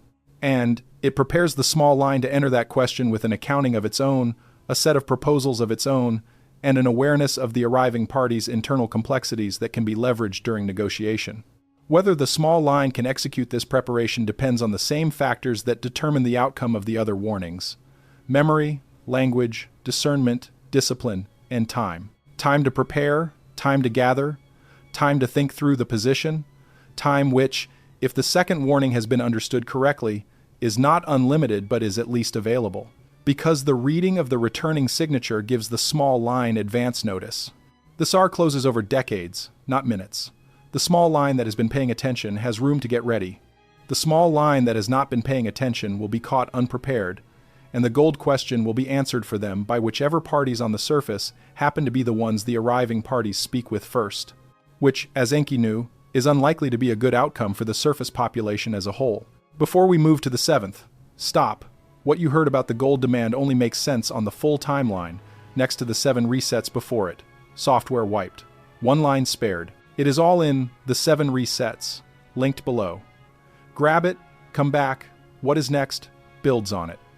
QR code is on your screen. The 7th warning, in the read wall sequence, turns from the substance of the negotiation to the physical geography of where the return will actually occur. Because the arriving parties, when they come down, will not land in random locations. They will not choose their descent points on the basis of what the surface population would consider convenient or diplomatic or symbolically appropriate. They will land at specific sites that were prepared during the founding expedition and that have been maintained across the intervening SARs, either by the surface staff or by their own automated systems. These sites are the staging sites, and the 7th warning is about what they are, where they are, why they matter, and how the small line should behave in relation to them as the return approaches. The staging sites, according to the reconstruction, fall into several categories. The first category is the landing platforms proper. These are the sites where the sky vessels physically descend and where the arriving parties' personnel disembark for their surface operations. The founding expedition established several of these platforms at locations that were selected for a combination of geographic stability, atmospheric conditions, and proximity to the other categories of infrastructure the expedition required. The most important of these platforms, according to the tablet record, was located on a plateau in the peninsula between the 2 seas in the northeastern portion of the Great Arid Belt. That platform was operational throughout the founding expedition and continued to be operational during subsequent return visits. It was, in Enki's transmission, one of the primary locations that the small line should be aware of, both because the arriving parties would use it as a descent point on the current return, and because the small line should not, under any circumstances, attempt to gather at the platform in the period leading up to the arrival. The reason for this last point is one of the more counterintuitive elements of the seventh warning, and it deserves careful attention. Because the natural inclination of a surface population that has become aware of the imminent return would be to prepare a formal reception. To gather at the landing site, to greet the arriving parties in an organized and dignified way, to be present when the ramp lowers and the personnel steps out. Enki, according to the reconstruction, warned specifically against this inclination. The arriving parties, on arrival, will conduct their own perimeter procedures before making formal contact with any surface population. Those procedures will involve the securing of the site, the establishment of communication with their own surface staff, the assessment of the immediate environment, and the initial review of whatever documentation and materials the surface staff has prepared for their arrival. During this period, which may extend across days or weeks depending on the specific mission profile, the arriving parties will treat any unauthorized presence in the vicinity of the landing site as a potential threat, and their response to potential threats, according to the tablet record, is not gentle. They will use their vessel's defensive systems to clear any area that is judged to require clearing. They will apply their weaponry, if they consider its application necessary, without prior negotiation with whoever happens to be in the affected zone. And they will conduct these actions on the basis of their own operational protocols, which do not include a step for asking the surface population what its intentions might be. Therefore, the small line, and any wider surface population that the small line can persuade to follow its lead, should stay away from the landing sites in the initial period of the arrival, not out of subordination, not out of fear. Out of practical understanding of how the arriving parties operate, contact with the arriving parties should happen through channels that the arriving parties themselves recognize as legitimate, meaning through their own perimeter procedures and their own outreach to designated surface representatives, not through spontaneous gathering at the landing zones. This is one of the specific operational instructions that Enki was most insistent about in the read wall session. It is the kind of instruction that can seem paranoid or overcautious in the abstract, but that, in the actual moment of a vessel descent, will prove to have been the correct instruction. Populations that gather at landing sites in the initial hours after descent, according to the reconstruction, are populations that are treated as environmental hazards to be cleared. Populations that stay back and make formal contact through the correct channels are populations that are treated as parties to a proceeding. The second category of staging site is the operational infrastructure. This includes the mining sites already described in the sixth warning, but also the refining sites, the communication relays, the power generation facilities, and the storage depots that the founding expedition established and that the surface staff has maintained. Several of these sites are still active. Some of them are dormant but capable of being reactivated on relatively short notice. Some of them have been forgotten by the surface population entirely and are located in areas that are considered geologically uninteresting or that are physically inaccessible without the specific equipment that the arriving parties possess. The arriving parties, when they return, will visit these operational infrastructure sites early in their mission. They will assess their condition. They will bring them back online where necessary. They will meet with the surface staff at these sites. And they will make decisions about which sites will be used for the operations of the current visit. The small line, according to the reconstruction, should be aware of the general locations of the operational infrastructure, but should not attempt to interfere with the arriving parties' activities at those sites. Interference will not succeed. The technology involved is beyond what the surface civilization can effectively contest, and the arriving parties will consider interference to be a specific violation of their operating rights that will be recorded in the formal proceeding and used against the small line's negotiating position. What the small line should do is track the arriving parties' activities at these sites, understand what is being reactivated and what is being left dormant, and use that information to inform its negotiation posture. If a specific mining site is being reactivated, that tells the small line something about the arriving party's resource demands. If a specific communication relay is being brought online, that tells the small line something about how the arriving parties intend to coordinate their surface operations. All of this is intelligence that the small line can gather without confronting the arriving parties directly, and that can inform the small line's understanding of what the arriving parties actually need from the current visit. The third category of staging site is the assessment infrastructure. These are the sites where the arriving parties will conduct their evaluations of the surface population itself, its condition, its capacities, its distribution, and its readiness to enter into the proceedings that will constitute the current visit's main work. The assessment infrastructure, according to the reconstruction, includes several sites that are located near major population centers of the surface civilization and that are designed to observe those population centers over sustained periods. Some of these sites are located at what appear to be ancient religious or ceremonial sites, and the small line may be familiar with them under those descriptions without being aware of their original function. Others are located at what appear to be geological features or landscape elements that have never been recognized as constructed, but that were in fact placed by the founding expedition for observational purposes. The specific list of these sites, according to the reconstruction, is not fully recoverable from the tablet fragments, but the general principle is that the arriving parties have been watching the surface for a very long time and have infrastructure in place to continue that watching whenever they return. The fourth category, and this is where the seventh warning becomes most operationally sensitive, is the departure infrastructure. These are the sites from which the arriving parties will conduct their final operations before leaving the surface at the conclusion of the current visit. The departure infrastructure is important because it is where the outcome of the visit is finalized. Any agreements that have been reached during the visit will be formalized at the departure sites. Any personnel who are being taken by the arriving parties, whether as representatives of the surface population or as prisoners or as designated agents, will be embarked at the departure sites. Any materials that are being removed from the surface will be loaded at the departure sites, and the final instructions to the surface population for the interval until the next return will be transmitted from the departure sites.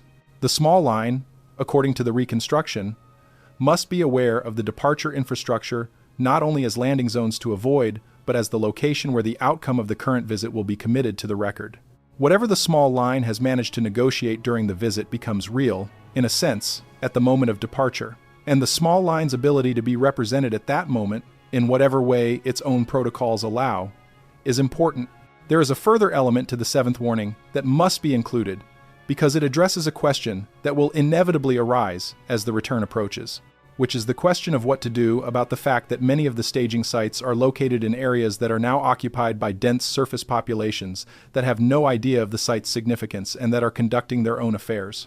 At or near those sites, the Great Plateau in the northeastern arid belt is not unpopulated. The mining regions in the southern watersheds are not unpopulated.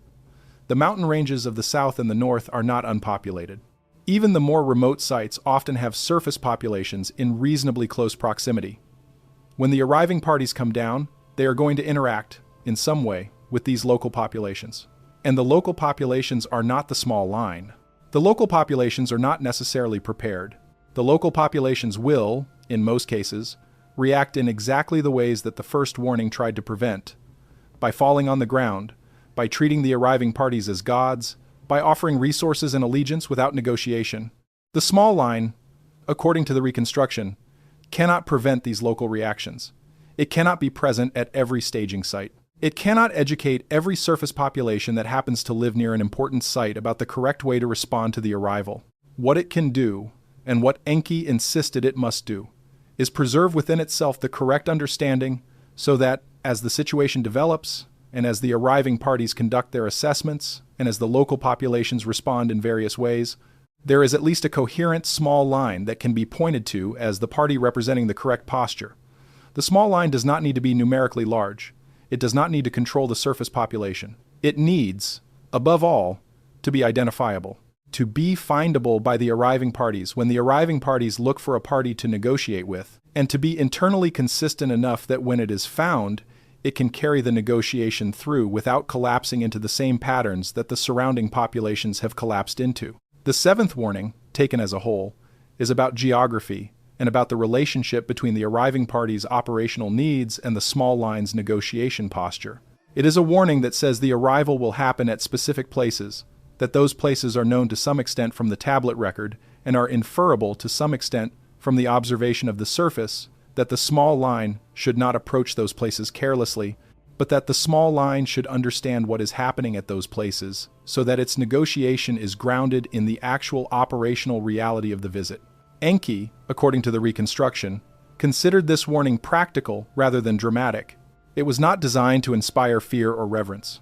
It was designed to keep the small line out of the way of the arriving parties in the initial phase and to give the small line the situational awareness it needed in the subsequent phases, which, as with the other warnings, is what allows the small line to remain a functional party to the proceeding rather than becoming, in the arriving party's operational reports, a collection of non-combatant casualties that were cleared from an active landing zone. The eighth warning, in the read wall sequence, addresses the internal structure of the arriving parties themselves, because up to this point, the warnings have been treating the arriving parties as if they were a single unified actor with a single unified purpose. That framing is useful for the earlier warnings because it emphasizes the basic operational principles that the small line will need to apply regardless of the arriving party's internal complexities. But it is not fully accurate. The arriving parties, according to Enki's transmission to Ziusudra, are not a single unified actor. They are a coalition. They are a council with factions. They are a species with internal politics and internal disagreements and long-standing rivalries between specific lineages and specific interest groups. And the small line, once it has gotten past the initial phase of the return and has entered into substantive proceedings with the arriving parties, will find itself dealing not with a monolith but with a collection of parties whose interests do not fully align and whose disagreements can be, in certain moments, exploited to the small line's benefit. Enki, according to the reconstruction, was uniquely well positioned to explain this internal structure to Ziusudra because he had been part of it for a very long time. He knew the factions, he knew the personal histories, he knew where the alliances were strong and where they were weak. He knew which council members owed which other council members and what those debts were about. And he transmitted, in the read wall session, a considerable amount of specific information about the arriving party's politics that the reconstruction has preserved in fragmentary form. Not all of the specifics survive intact. Some of the personal names have been corrupted in the transmission. Some of the alliance descriptions are incomplete. But the general structure is recoverable, and it is what the eighth warning transmits to the small line. The structure, in its highest level abstraction, is a division between two major factions, with a smaller third faction that shifts between them depending on the specific question.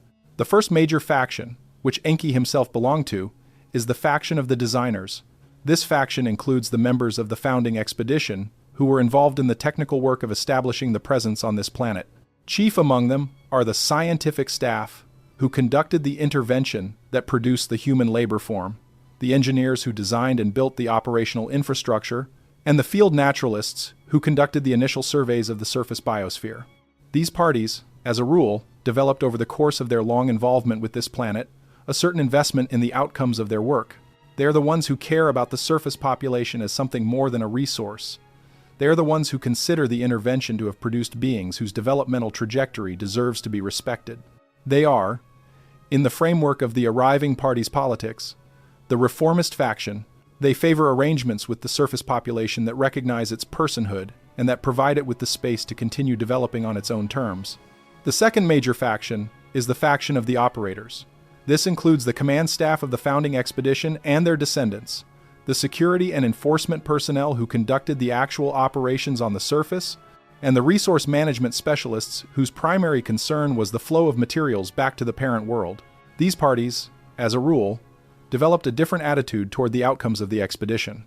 They saw the intervention that produced the human labor form as a solution to a specific operational problem, and they saw the labor form itself as, essentially, a tool. Whatever the labor form has developed into over the intervening period, from their perspective, does not change its fundamental status. The surface population is a resource that was engineered to serve specific purposes, and the current visit is an opportunity to reassert the proper relationship between the surface population and the arriving party's operations. They are, in the framework of the arriving party's politics, the traditionalist faction. They favor arrangements with the surface population that maintain its subordinate status and that continue to treat it as a means to the arriving party's ends. Between these two factions, there is a third, smaller faction that Enki called the Observers. This faction consists of council members who were not centrally involved in either the design work or the operational work of the founding expedition, but who have long-standing interests in the political outcomes of the expedition and who tend to vote on specific questions on the basis of what they consider to be in the long-term interest of the arriving party's civilization as a whole. The Observers, as a rule, are less predictable than either of the two major factions. They can sometimes be persuaded to support the reformist position, particularly when they judge that the traditionalist position is likely to produce instability or long-term costs. They can sometimes be persuaded to support the traditionalist position, particularly when they judge that the reformist position is likely to require more resources than the arriving parties currently have available. and they can sometimes be persuaded to support alternative arrangements that neither of the major factions has proposed, but that fit the observer's own assessment of what is required.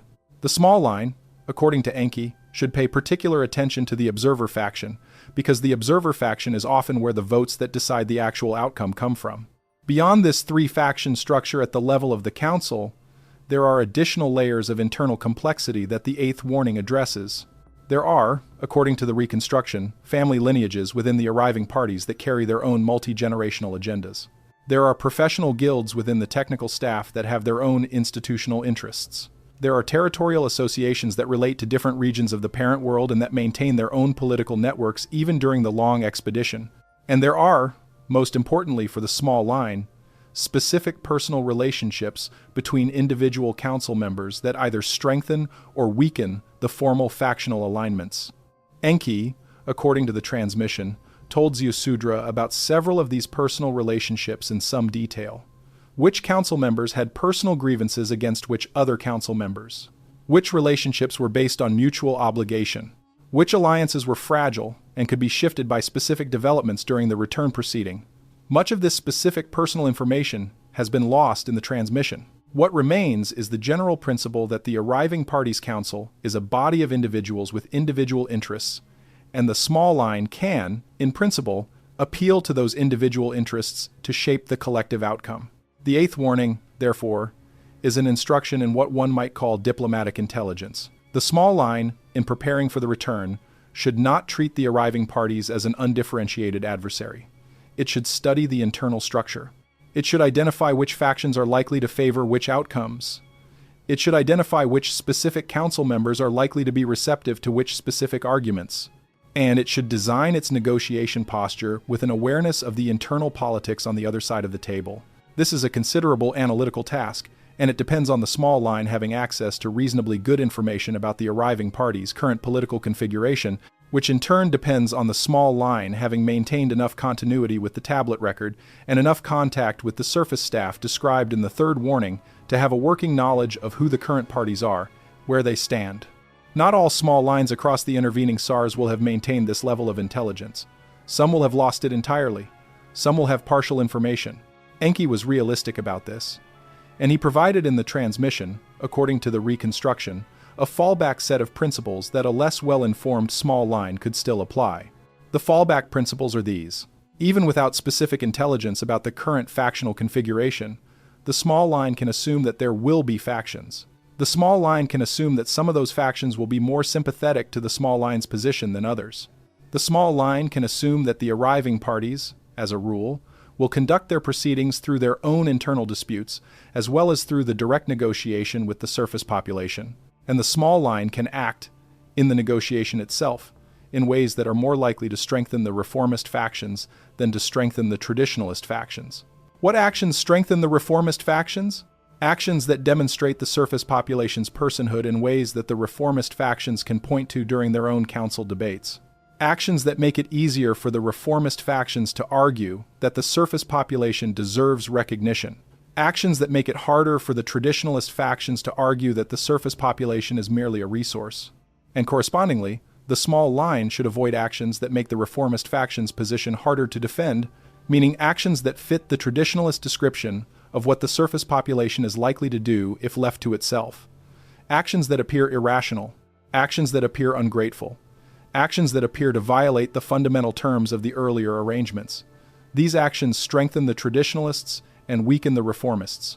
Even if the small line believes the earlier arrangements are unjust and should be repudiated, taking action to repudiate them in a manner that fits the traditionalist description will make it harder for the reformists to defend the small line's underlying position.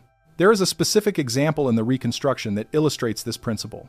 Enki, according to the transmission, told Ziusudra that in prior return proceedings, individual members of the surface population had sometimes taken dramatic action against the arriving parties, such as attempting to sabotage certain infrastructure or attempting to attack specific personnel.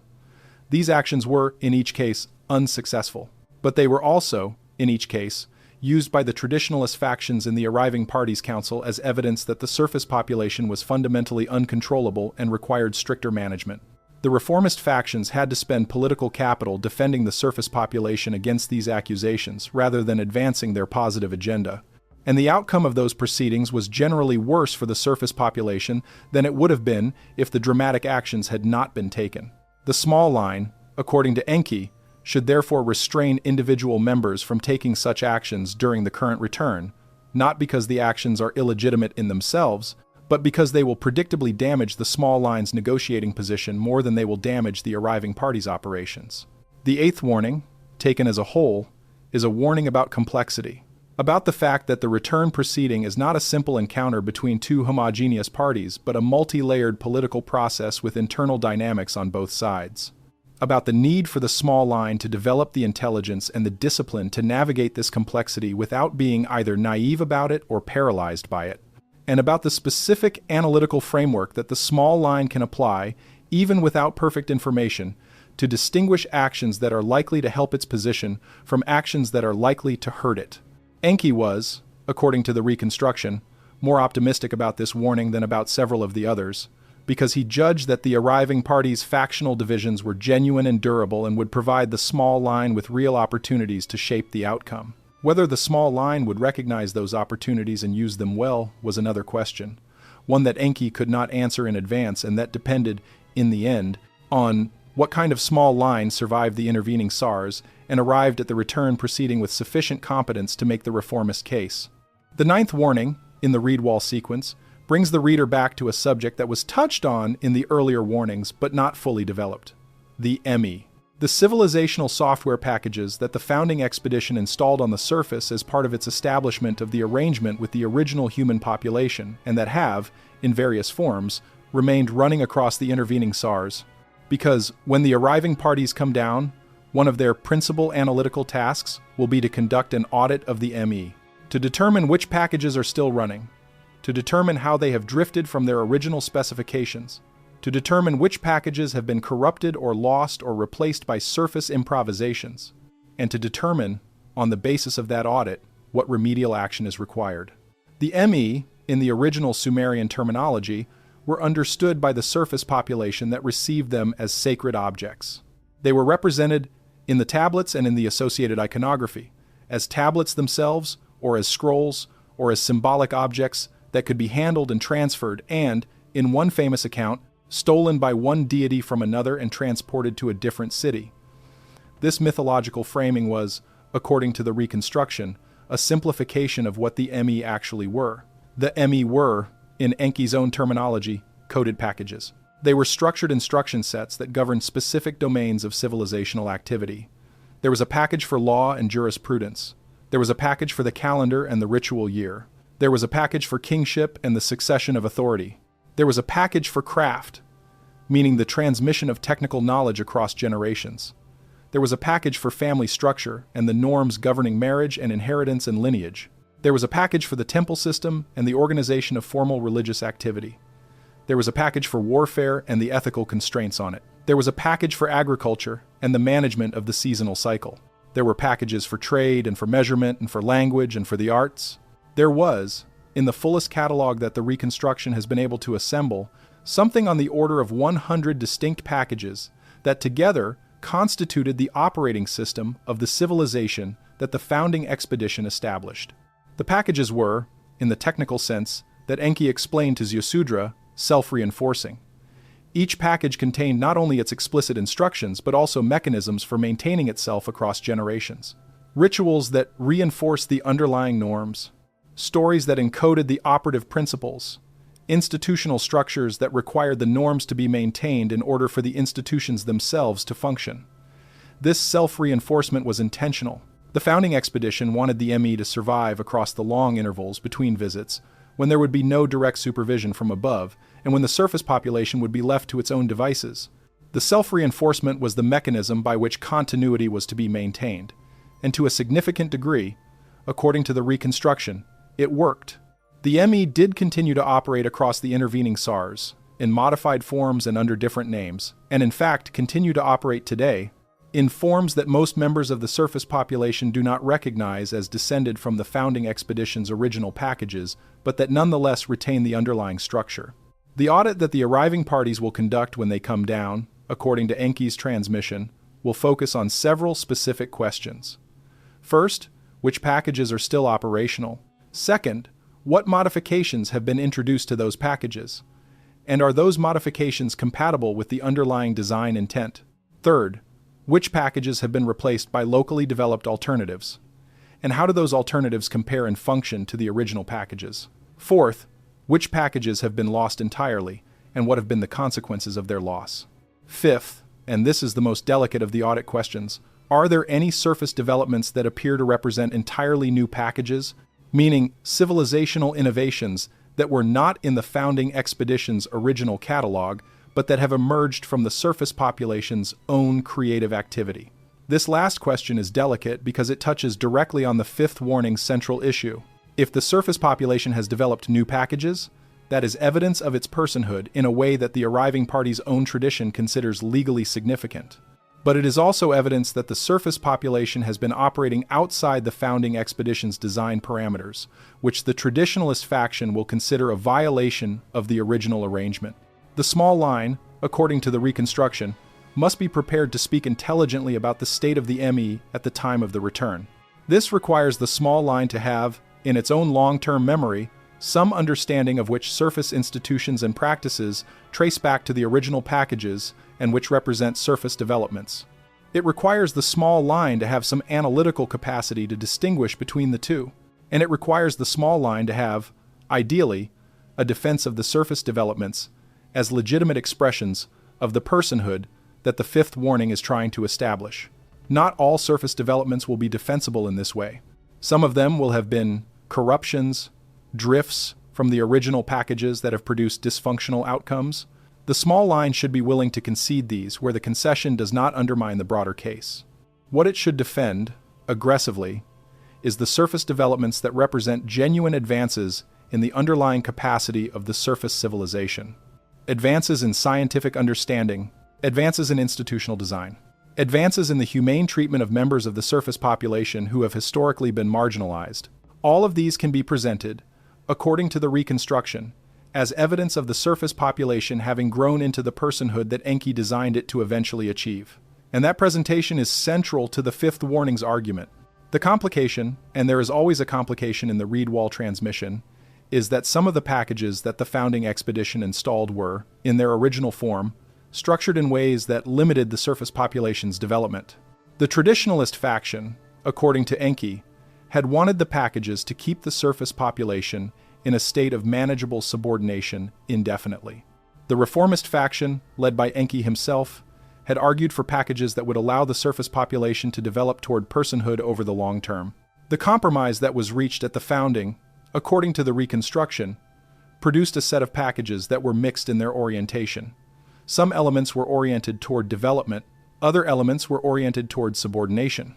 Over the intervening SARs, the surface population has, in various regions and various historical periods, either strengthened the developmental elements or strengthened the subordination elements, depending on the specific choices made by specific leadership groups at specific moments. When the arriving parties conduct their audit, they will find this mixed record, and the two factions in the arriving parties' council will interpret the mixed record differently.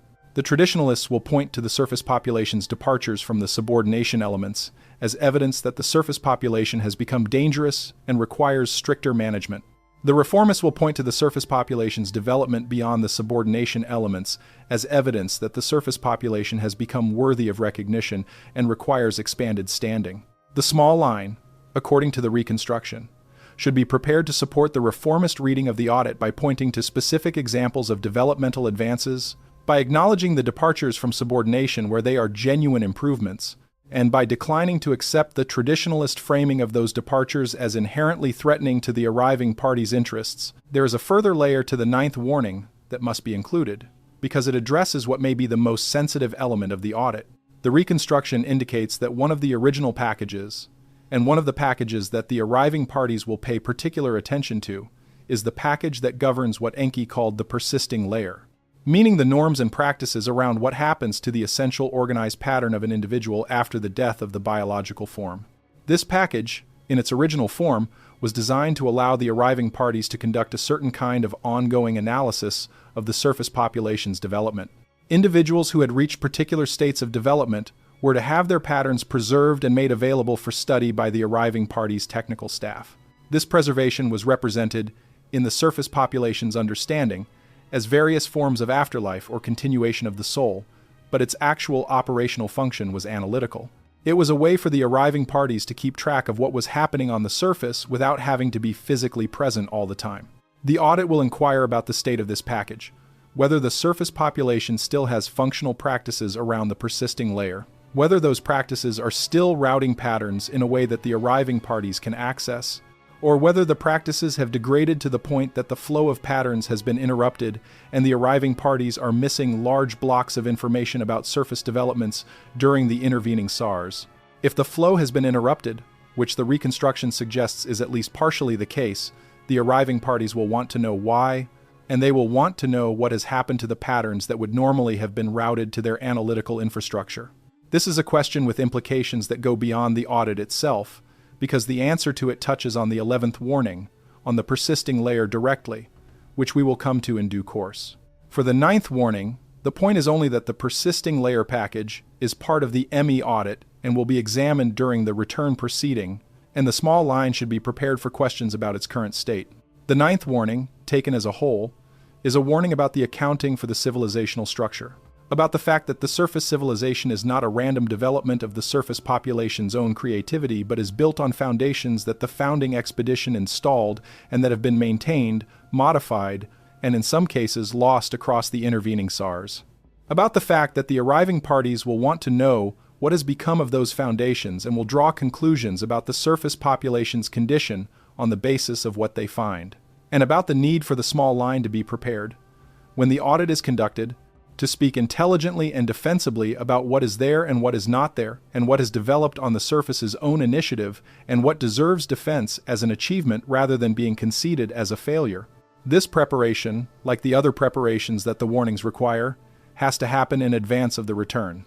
It cannot be assembled at the moment of the audit itself, because the audit will be conducted at the pace that the arriving parties choose, and the small line will need to have its material ready when the questions are asked.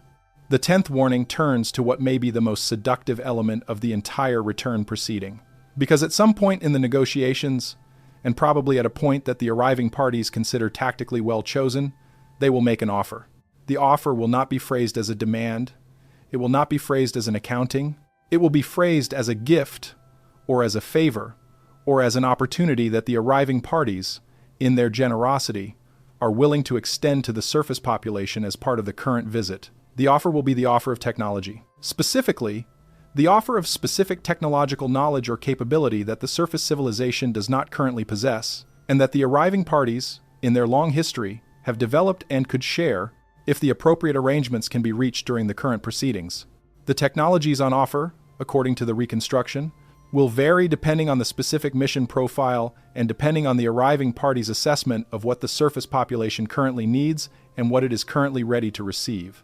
Some of the offers will involve advances in medicine, including treatments for conditions that the surface civilization has not learned to treat, and extensions of the biological lifespan of individual members of the surface population. Some will involve advances in energy production, including access to power sources that would end the surface civilization's dependence on the extraction of chemical energy from the ground. Some will involve advances in transportation, including access to vessel technology that would allow the surface population to move rapidly across the surface and, in more advanced offers, to leave the surface entirely and travel within the local solar arrangement.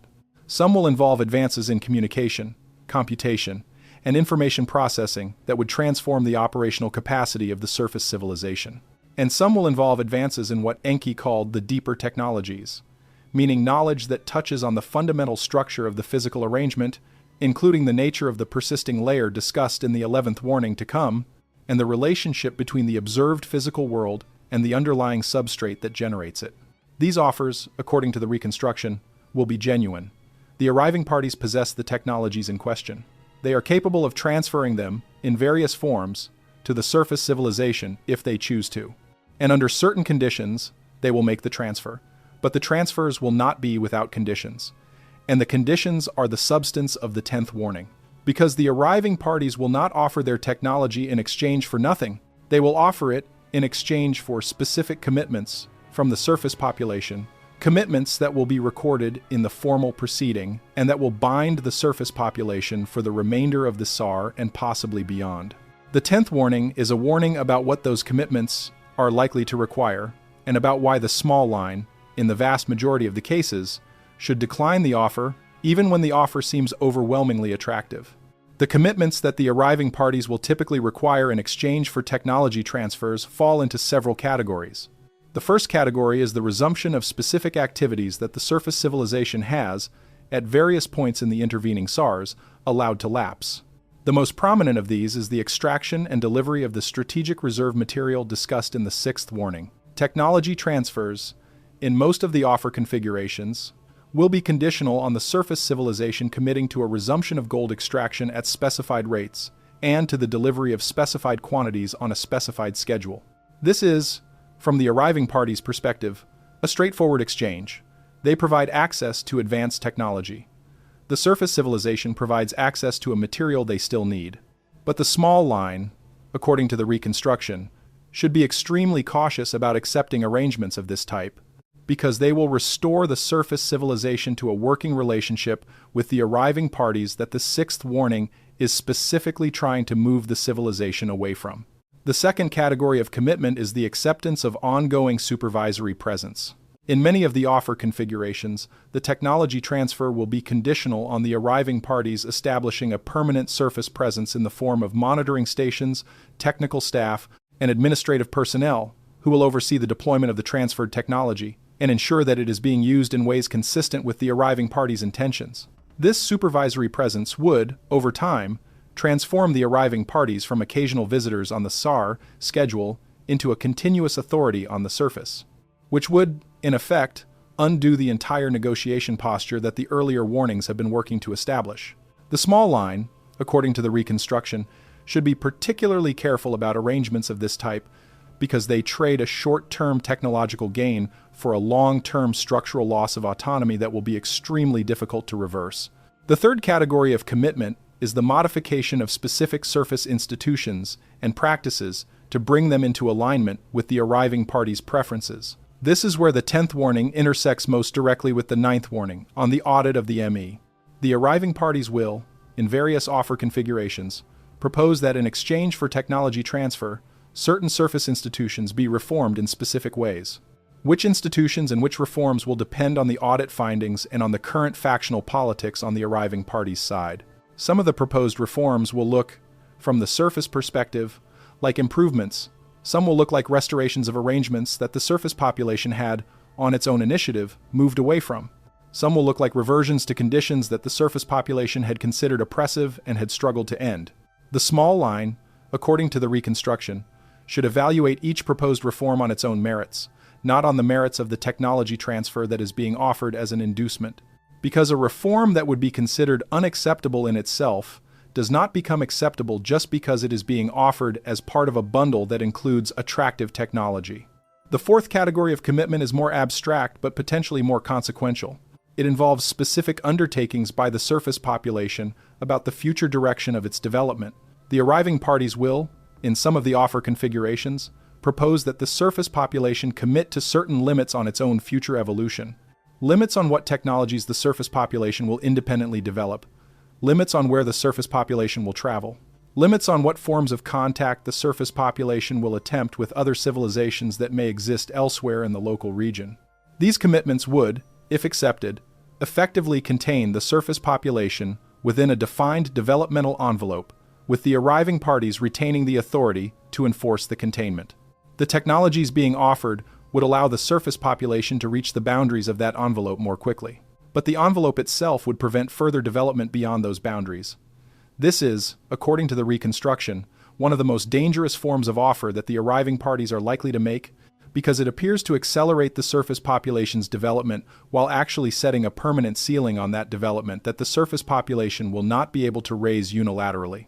The small line, according to Enki's transmission, should approach the offer of technology with a specific principle in mind.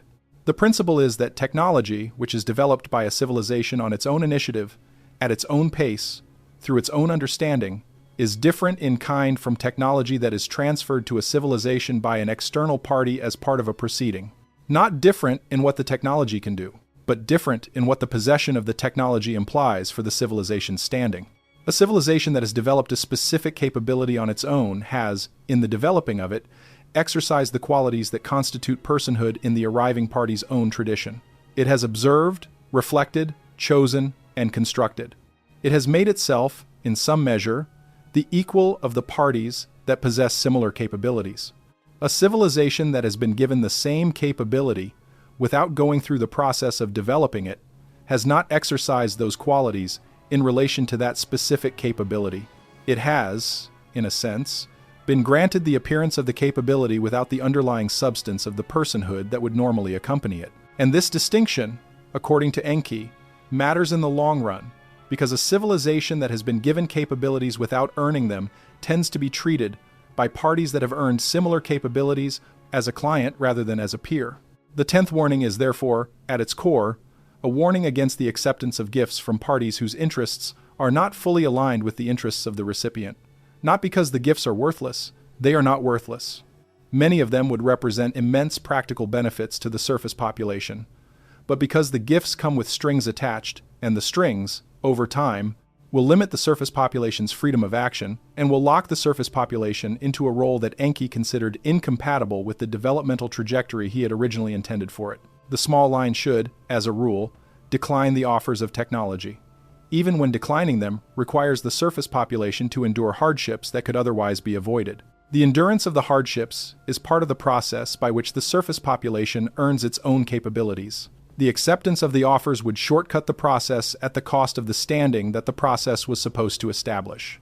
There is one specific category of offer, however, that the reconstruction indicates deserves separate treatment. The arriving parties may, in the course of the proceeding, offer to share what they know about the history of contact between them and the surface population, information about the founding expedition, information about the flood and its causes and its aftermath, information about the specific interventions that produced the current human species, information about the ME and their design and their intended function. This category of offer is different from the offers of operational technology because what is being transferred is understanding rather than capability. And understanding, according to Enki, is something that the small line should be more willing to accept because understanding is the foundation on which the surface population can make its own subsequent choices with clearer eyes. The small line should still be careful about the terms attached to the sharing of information, but the sharing of information, in itself, does not carry the same risks as the sharing of operational capability. And in certain configurations of the proceeding, the sharing of information may in fact be one of the more valuable outcomes that the small line can extract, because it fills in the historical picture that the small line has been working with on the basis of fragmentary tablets and reconstructed transmissions and, in some cases, guesswork. The 10th warning, taken as a whole, is a warning about the discipline of refusal, about the fact that the surface population, in the moment of the return, will face temptations that are genuinely attractive and that the natural response to those temptations, in the absence of specific counter-instruction, will be acceptance. Enki, according to the reconstruction, considered the discipline of refusal to be one of the most difficult things he was asking the small line to maintain, because the offers will look good. The people making them will present themselves as benefactors. The consequences of refusal will include practical hardships that the surface population would prefer to avoid. But the acceptance of the offers, according to Enki, would foreclose the possibility of the surface population becoming what it was designed to become, which is a self-governing species on its own developmental trajectory, capable in the fullness of time of standing as an equal party to any civilization it encounters, including the civilization of the arriving parties themselves. That trajectory is the prize that the 10th warning is trying to protect, and the discipline of refusal, difficult as it is what protects it. The 11th warning returns to territory that the 3rd warning already touched on, but now with greater specificity, because as the return approaches, the small line will need not only to distinguish the arriving parties from other categories of contact, but to understand in operational terms who exactly is already here and what they will do when the arriving parties come down. The 11th warning is about the parties already present on the surface, about the surface staff, about the ones who broke faith, about the beings on adjacent frequencies, and about a 4th category that the 3rd warning did not fully address, and that becomes especially important in the context of the return. The surface staff, to review from the 3rd warning, are the members of the arriving party's species who have remained on the surface across the intervening SARs in an authorized capacity maintaining the operational infrastructure and awaiting the return. Their numbers are small, their locations are dispersed, their function is technical and administrative rather than political. When the arriving parties come down, the surface staff will make immediate contact with them and will hand over their operational logs and their assessments of the current surface conditions. From the small line's perspective, the surface staff should be treated as an extension of the arriving parties, rather than as a distinct category. Whatever the surface staff has been observing or recording will be available to the arriving parties within the first hours or days of the return. The small line should therefore assume, throughout the intervening period, that any activity that could be observed by the surface staff has been observed.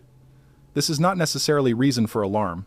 The surface staff has, according to the reconstruction, been observing surface activity for a very long time without dramatic intervention, but it is reason for realism about what the arriving parties will know when they arrive. The ones who broke faith, the second category from the third warning, present a more complex operational picture. Because their standing with the arriving parties is not what the surface staff's standing is. The broken parties, whatever their original grievances against the ruling council, are still nominally accountable to that council. When the arriving parties come down, one of their tasks will be to determine what to do about the broken parties. In some cases, the broken parties may be reintegrated into the arriving parties' formal structure. In other cases, they may be treated as fugitives from the ruling council's authority and subjected to whatever proceedings the council prescribes for such fugitives. In still other cases, the broken parties may attempt to negotiate their own arrangements with the arriving parties, possibly using their surface influence as leverage. The small line, according to the reconstruction, should be aware of these dynamics and should be cautious about any offers of alliance or assistance that come from parties who claim to be aligned with the small line's interests but whose ultimate loyalties are unclear. Some of these offers will come from the broken parties, and their motivations will not be what they appear to be on the surface. The beings on adjacent frequencies, the third category from the third warning, become particularly active in the period of the return. According to the reconstruction, these beings have their own understanding of what the return proceedings will involve, and they see the period of the return as an opportunity to advance their own agendas in the surface population. Some of them will attempt to make contact with individuals in the surface population who may be receptive to their teachings. Some of them will attempt to influence the outcome of the arriving parties' proceedings by feeding specific information or misinformation to specific parties on either side. Some of them will attempt to position themselves as intermediaries between the surface population and the arriving parties, offering to translate or to represent or to advise. The small line, according to the reconstruction, should be extremely wary of any such offers. The beings on adjacent frequencies do not have standing in the arriving parties' formal proceedings. Any information they offer to the small line, or any offer of intermediation they make, is not authorized by the arriving parties' council and cannot be relied on as an authentic representation of the arriving parties' positions. The small line should insist on dealing directly with the arriving parties through channels that can be verified against the tablet record, and should decline offers of intermediation from parties whose standing cannot be verified. The fourth category, which the third warning did not fully address, is what Enki called the arrangements. This category consists of specific ongoing structures on the surface that have been established over the intervening SARs by combinations of surface staff, broken parties, and beings on adjacent frequencies, and that continue to exert influence over specific aspects of surface civilization. These arrangements are not, in themselves, beings. They are organizations. They are networks. They are, in some cases, specific institutions or lineages within larger institutions that have been shaped over long periods by contact with one or more of the other categories and that continue to operate on the surface in ways that reflect the influence of that contact. The small line, according to Enki, should be aware that these arrangements exist and should understand that some of the actions that appear to be taken by ordinary surface institutions are, in fact, being directed by parties who are not visible in the ordinary account of those institutions. The specific identification of these arrangements is not something the reconstruction preserves in detail. Enki was, according to the fragment, deliberately vague about naming specific arrangements in the transmission to Ziusudra, because he anticipated that the specific arrangements would change over time. New ones would form, old ones would dissolve. Different combinations of categories would produce different kinds of arrangements at different points in the intervening SARs. What he wanted to preserve was not a list of current arrangements, but the general awareness that arrangements exist, that they operate in ways that are not fully visible to the general surface population, and that their influence on the return proceeding may be significant even if it is not openly acknowledged. The small line should look for evidence of these arrangements in the pattern of surface institutional behavior. Institutions that consistently act against the apparent interests of their stated constituencies may be showing the influence of an arrangement. Networks of individuals across otherwise unrelated institutions who make similar decisions at similar times may be showing the influence of an arrangement. Specific historical events that appear disproportionate to their surface causes may have been shaped by the influence of an arrangement. None of this is to say that the arrangements determine everything on the surface. According to Enki, they do not. The surface civilization has its own dynamics that operate independently of the arrangements, and much of what happens on the surface is fully explicable in terms of ordinary surface causation without reference to any arrangement at all. But some things are not fully explicable in that way, and for those things, the possibility of arrangement influence should be considered. And in the specific context of the return proceeding, when the stakes are unusually high, and when parties on all sides will be maneuvering for advantage, the arrangements can be expected to be unusually active. The 11th warning gives specific operational guidance about how the small line should conduct itself in relation to these categories during the period of the return. First, the small line should maintain its own internal communications through channels that are as difficult as possible for any of the other categories to monitor or interfere with. This does not mean paranoid secrecy about everything. It means basic discipline about the transmission of sensitive information, particularly information that relates to the small line's negotiating positions and its assessments of the arriving party's factional politics. Second, the small line should be prepared to receive approaches from parties that claim to represent one or another of the other categories, and should have protocols for evaluating those approaches without being immediately committed to trusting or distrusting them. Third, the small line should maintain its own memory of the tablet record and its own capacity for verification, so that when claims are made by parties from the other categories, the small line can check those claims against the record without having to rely on the parties themselves to verify their own claims. There is a specific procedural note in the fragment that deserves inclusion. Enki, according to the reconstruction, told Ziusudra that in the period immediately before the return, one of the most common patterns of interference from the other categories would be the appearance of teachings that closely resembled the small line's own teachings, but that contained specific alterations designed to shift the small line's negotiating posture. These pseudo-teachings would appear in various forms from various sources. They might be presented as newly discovered tablets. They might be presented as inspired transmissions from parties claiming to represent Enki himself or other members of the ruling council. They might be presented as sudden collective insights that came upon groups within the small line without an identifiable source. In each case, the alteration would be subtle.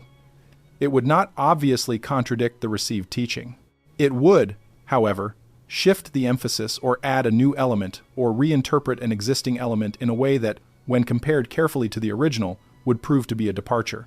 The small line, according to the reconstruction, should maintain the discipline of comparing all such claimed teachings against the original tablet record and should refuse to incorporate teachings that cannot be verified against the record, no matter how compelling their immediate presentation. Beyond these procedural cautions, the 11th warning has a broader message about the nature of the environment the small line will be operating in during the return period. The environment will be crowded. It will not be a simple two-party negotiation between the small line and the arriving parties. It will involve many parties, with many interests, operating on many channels, some visible and some not. The small line will have to distinguish between these parties, to attribute actions and communications correctly, and to maintain its own coherent position through all of the noise. This is not an easy operational task.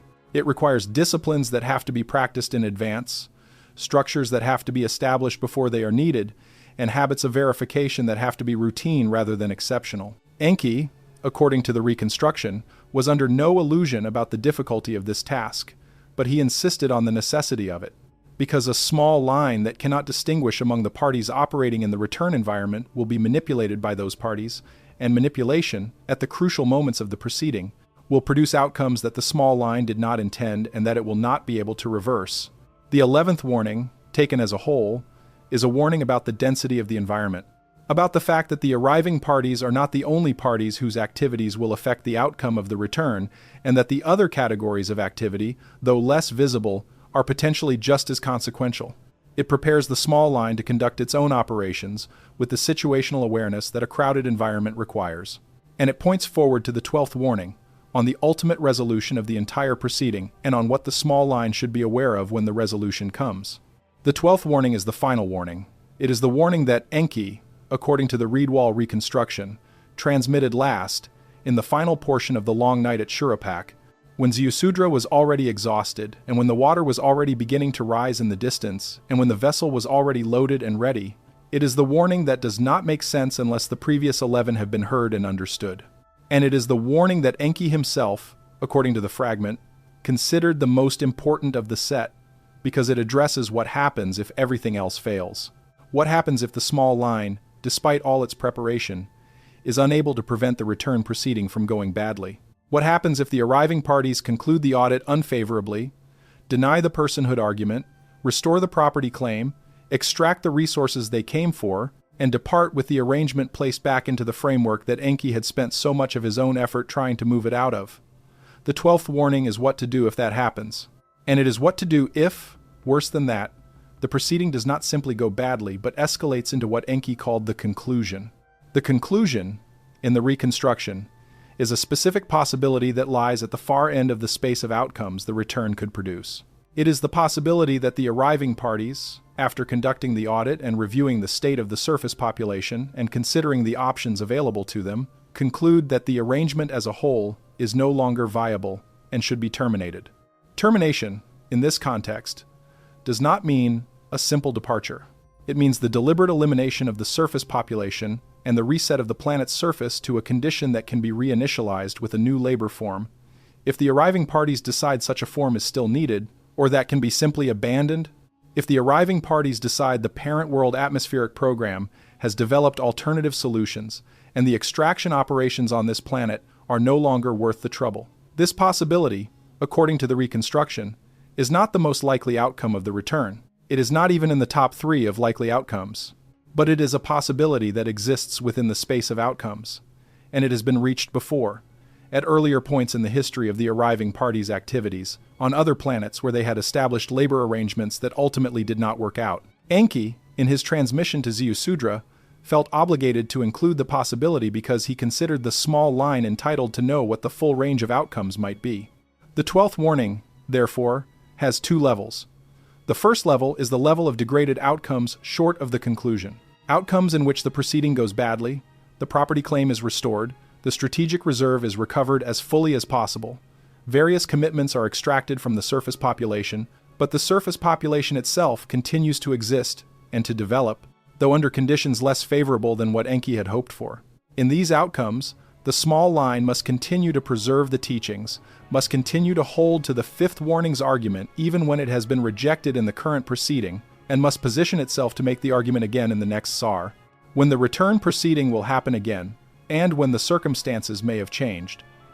Continuity, in these degraded outcomes, is what the 12th warning is asking the small line to preserve. The second level is the level of the conclusion, and here the 12th warning becomes something different from all the warnings that came before, because if the conclusion is being prepared, the ordinary tools of the negotiation are no longer available. The proceeding is no longer aimed at reaching an arrangement, it is aimed at implementing the termination. The arriving parties, in this scenario, would signal the change in mission profile through specific behaviors that the small line should be able to recognize. The withdrawal of formal negotiation, the consolidation of their vessels at specific staging sites, the activation of specific weapon systems that have been dormant across the intervening period, the evacuation of the surface staff and the broken parties and any other associated categories from the surface, the final departure of any parties who intend to survive the conclusion, and then the initiation of whatever specific mechanism they have selected for the termination itself. If these signs are observed, the 12th warning offers the small line a specific course of action. The action is not resistance. Resistance would fail. The technological asymmetry is too great. The action is not appeal. Appeal would not be heard. The proceedings have already been closed. The action is preservation. Preservation of the essential teachings. Preservation of the essential lineage. Preservation, in whatever form is possible, of the memory that this happened and of the reasons why it happened. Because even in the case of the conclusion, according to Enki, the story does not end at the surface of this planet. The arriving parties themselves have their own history, their own memory, their own ongoing accounting of what they have done and why they did it. And that accounting, according to the reconstruction, includes higher structures beyond the ruling council itself. Structures that oversee the arriving parties conduct across the various worlds they interact with. Structures that maintain a record of what has been done to the various labor populations that have been established and then terminated. Structures that will, in due course, review the arriving parties' conduct on this planet as part of their long-term review of the arriving parties' overall performance as a species. Those structures exist above the ruling council. They are not answerable to the ruling council, and they will, in the fullness of time, ask questions about what was done here. This is why the 12th warning insists on preservation. Because preservation, in the case of the conclusion, is not for the immediate benefit of the surface population, which will not survive to receive the benefit. Preservation is for the record that will eventually be reviewed by the higher structures. Preservation is for the moment, however distant, when the arriving parties themselves are held to account for what they did on this planet. And in that moment, according to Enki, it will matter that there was a small line that maintained the correct teaching, that made the correct arguments, that preserved the memory of the intervention and its consequences, that documented the failure of the return proceeding, and that carried its record through to whatever endpoint the record ultimately reaches. The record itself, according to the reconstruction, is what Enki was most concerned to preserve, and the small line, in its final and most desperate function, is the vehicle for that preservation. How the record is preserved, in the case of the conclusion, is a question that the reconstruction addresses only partially. Enki, according to the fragment, told Ziusudra that certain measures had been put in place at the founding, in anticipation of exactly this contingency. Certain repositories had been established at locations that were designed to survive various kinds of surface catastrophe. Certain patterns had been encoded into the persisting layer arrangements in ways that would allow information to be recovered even after the biological population was gone. Certain arrangements had been made with parties whose standing was outside the ruling council, and whose interest in the record's preservation was independent of the arriving party's current politics. The small line, according to Enki, could avail itself of these measures if the conclusion appeared imminent, and could contribute its own additions to the record so that the account of what happened at this particular SAR would be complete when the record was eventually reviewed. The specific mechanics of how the small line would contribute to the record are not fully preserved in the reconstruction. Some of the fragment is corrupted at exactly this point. Some of it uses terminology that the modern translators have not been able to render intelligibly. What can be recovered is the general principle. The small line, in the case of the conclusion, should not attempt to survive in the ordinary sense. It should focus its remaining time and its remaining resources on making the record as complete and as accurate as possible, and on ensuring that the record reaches the mechanisms that Enki established for preserving it. Some members of the small line may be able to survive by physical means, but the survival of members is not the primary task. The survival of the record is, and the small line that fully absorbs the 12th warning will act on that priority, even at the cost of individual survival. Because the individual survival is not what the whole preparation has been about. The preparation has been about the record, about the account, about the case that will eventually be argued before the higher structures on the surface population's behalf, whether or not the surface population itself is present to argue it. This is a hard warning. Enki, according to the reconstruction, acknowledged that it was hard. He did not ask Ziusudra to be enthusiastic about receiving it. He did not offer false hope about the likelihood of the conclusion being avoided. What he offered was clarity. Clarity about what the conclusion would look like if it happened. Clarity about what the small line's function would be in that scenario. And clarity about why the function mattered. It mattered because the arriving parties, according to Enki, would themselves eventually face review. Not immediately. Not on any timeline that would benefit the surface population directly, but over the very long term, on the scale of the arriving party's civilization's own trajectory, the review would come. And in the review, the record of what was done on this planet would be part of the evidence. And the record, if it was preserved, would speak. It would speak for the surface population that was designed by Enki and that developed toward personhood and that made its case and had its case rejected. It would speak for the small line that maintained the teaching under difficult conditions across many SARs. And it would speak, in Enki's own name, for the position that he had held throughout his participation in the founding expedition. The position that the intervention had produced persons, that the persons had rights, and that the arriving party's conduct toward those persons would eventually have to be justified in terms that the higher structures would accept or would not accept. There is a further layer to the 12th warning that must be included, and it is the layer that Enki, according to the reconstruction, was most personally invested in. The layer that concerns his own presence at the eventual review. Enki, in the transmission, made a commitment. He committed to being present when the review of this planet's history was conducted by the higher structures, at whatever point in the future that review takes place. He committed to speaking for the record, to representing the case that had been developed on the surface, and to arguing for the outcome that the case suggested. This commitment, according to Enki, was not conditional on his own political standing within the ruling council at the time of the review. It was not conditional on his continued existence in his current form or under his current name. It was a commitment to be at the review in whatever capacity was necessary to make the case that the record would be arguing. This commitment is important, according to the reconstruction, because it means the small line is not alone in the long term. Even if the conclusion occurs and the surface population is terminated, the record persists, and the record has a designated representative at the eventual review.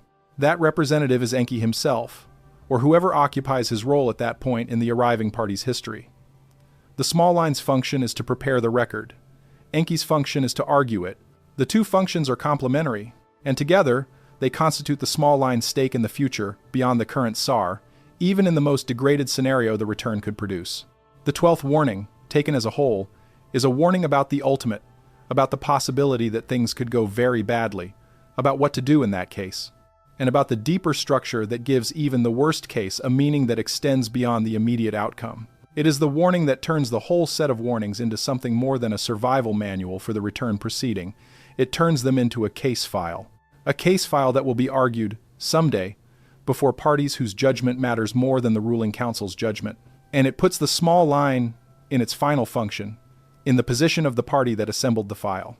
That is not a comfortable position, but it is, according to Enki, an important position. And it is a position that the small line, if it has followed the earlier warnings correctly and has maintained its preparation across all the intervening SARs, will be able to occupy when the moment requires. That is what the 12th warning is for. That is what all of the warnings, taken together, are for. The proceeding will happen, the case will be made, the record will be preserved, and in the fullness of time, the record will be heard. Having walked through all 12 warnings in the order that Ziusudra received them, it is worth taking a moment to look back at the whole sequence as a single integrated instruction. Because the warnings are not, in Enki's design, 12 independent items on a list. They are 12 stages of a single argument, each of which depends on the ones before it and each of which sets up the ones that follow. Understanding the whole sequence as a single argument, rather than as a collection of separate topics, is what allows the small line to hold the warnings together as an operating framework, rather than losing them piece by piece under the pressure of the actual return.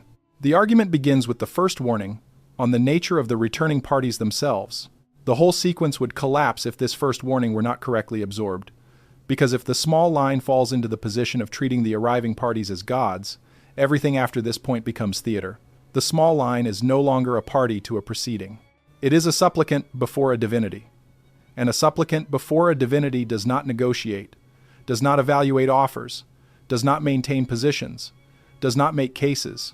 The first warning is the foundation on which all the other warnings rest, and it must be held steadily throughout the entire proceeding, no matter how impressive the vessels are, or how tall the personnel are, or how compelling the atmosphere of the encounter becomes.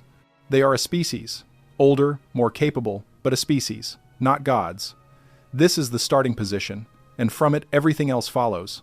The second warning, on the signature of the return, is what gives the small line the ability to prepare in advance. Without the recognition of the signature, the arrival would be a surprise, and a small line that is surprised by the arrival has no chance to make the preparations that the later warnings require. The signature has multiple components. The astronomical component, which involves the appearance of the returning parent world in the observational window. The atmospheric component, which involves the electromagnetic and magnetic disturbances associated with the parent world's approach. The biological and geological components, which involve the responses of the biosphere and the crustal activity of this planet. All of these together produce the reading, and the reading gives the small line the advance notice it needs to gather itself, organize its representatives, and prepare its positions before the arrival itself. The small line that is watching for the signature will not be caught unprepared. The small line that is not watching will be The third warning, on recognition protocols, is what allows the small line to sort through the various categories of contact that will be active in the period of the return and to attribute them correctly. The returning parties are one category. The surface staff is another. The ones who broke faith are a third. The beings on adjacent frequencies are a fourth. Confusing these categories with each other produces incorrect responses at critical moments. The tools for recognition are provenance, coherence, and the signature of intent, and the small line must be able to apply these tools skillfully to whatever contacts present themselves during the return period. Without this recognition capacity, the small line will be misled by parties whose interests are not the interests they claim to represent, and it will act on the basis of that mislead in ways that damage its position. The fourth warning, on first contact behavior and negotiation posture, translates the recognition capacity into concrete conduct. When the arriving parties come down and begin the formal proceeding, the small line's opening moves must be careful. Do not swear allegiance. Do not offer resources. Do not agree quickly. Ask for time. Ask for clarifying information. Treat every request as a transaction rather than as an offering. And do not, under any circumstances, allow individual members of the small line to make agreements on behalf of the whole that the whole did not authorize. The fourth warning is what sets the terms of the proceeding itself, and if the terms are set correctly at the beginning, the small line has room to conduct the rest of the negotiation from a stable position. If the terms are not set correctly, everything after the opening moves is a struggle to recover from a bad opening. The fifth warning, on the genetic claim, addresses the deepest substantive question the arriving parties will pose: the claim that the surface population is their property. The response, according to Enki, is not to deny the facts of the intervention, which are substantially correct in the arriving party's account. The response is to invoke the arriving party's own legal tradition, which recognizes personhood as the distinguishing feature that separates persons from property, and to argue that the intervention produced full persons, with all the qualities that the arriving party's own tradition uses to define personhood, and that, therefore, according to their own tradition, the surface population is not property but persons, and the property claim is invalid. This is the small line's strongest available position, and everything before this point has been setting up the ability to make this argument well. The sixth warning, on the gold demand, addresses what will probably be the most concretely contentious substantive question. The arriving parties will want an accounting of the strategic reserve material and will make demands about its recovery. The small line must have its own accounting, its own understanding of what has happened to the material across the intervening SARs, and its own proposals for how the demand can be addressed without producing catastrophic collapse of the surface economic architecture. The sixth warning is where the negotiation becomes most technical and where the small line's preparation has to be most detailed. Without specific technical preparation on the gold question, the small line will be forced into whatever arrangement the arriving parties propose, and the arrangement will be one that serves the arriving parties' needs at whatever cost to the surface civilization. The seventh warning, on the staging sites, addresses the physical geography of the return, where the arriving parties will land, where their operational infrastructure is located, where they will conduct their assessments, and where they will finalize the outcomes at their departure. The small line should understand this geography, should stay clear of the landing sites in the initial phase of the arrival to avoid being cleared as an environmental hazard, and should track the arriving parties' activities at their various sites as intelligence for the ongoing negotiation. The seventh warning is where the small line's understanding of the arriving parties' operations becomes practical rather than abstract. The eighth warning, on the council structure, opens up the internal politics of the arriving parties themselves. The reformist faction, the traditionalist faction, the observer faction, the various lineages and guilds and territorial associations that complicate the simple factional picture, the specific personal relationships between individual council members that either strengthen or weaken the formal factional alignments. The small line should study these internal complexities and design its negotiating posture to strengthen the reformist factions while avoiding actions that would strengthen the traditionalist factions. The eighth warning is where the negotiation becomes political in the strict sense of the word. The ninth warning, on the audit of the ME, addresses the arriving party's analytical review of what has become of the civilizational software packages that the founding expedition installed. The small line must be prepared to speak intelligently about which packages are still running, which have been modified, which have been replaced, and which have been lost. And it must be prepared to defend surface developments that represent genuine advances as evidence of the personhood that the fifth warning is trying to establish. The ninth warning is where the small line's understanding of the surface civilization's history becomes an asset in the ongoing negotiation.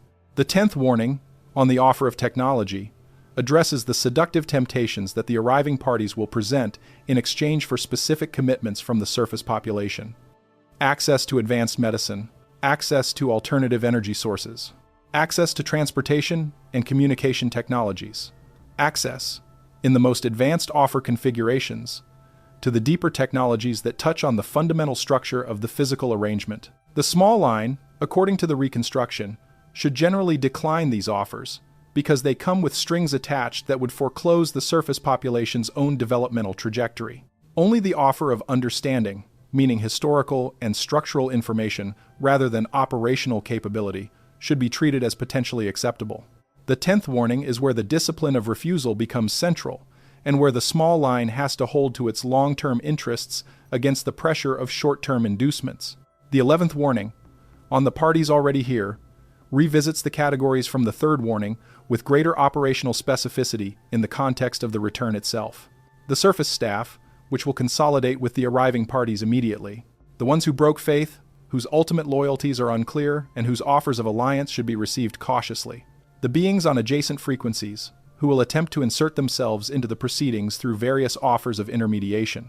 And the arrangements, meaning the ongoing structures that combine members of these various categories with elements of the surface civilization and that continue to exert influence in ways that are not fully visible. The 11th warning is where the small line's operational discipline becomes most demanding, because the environment it has to navigate is dense and multi-layered.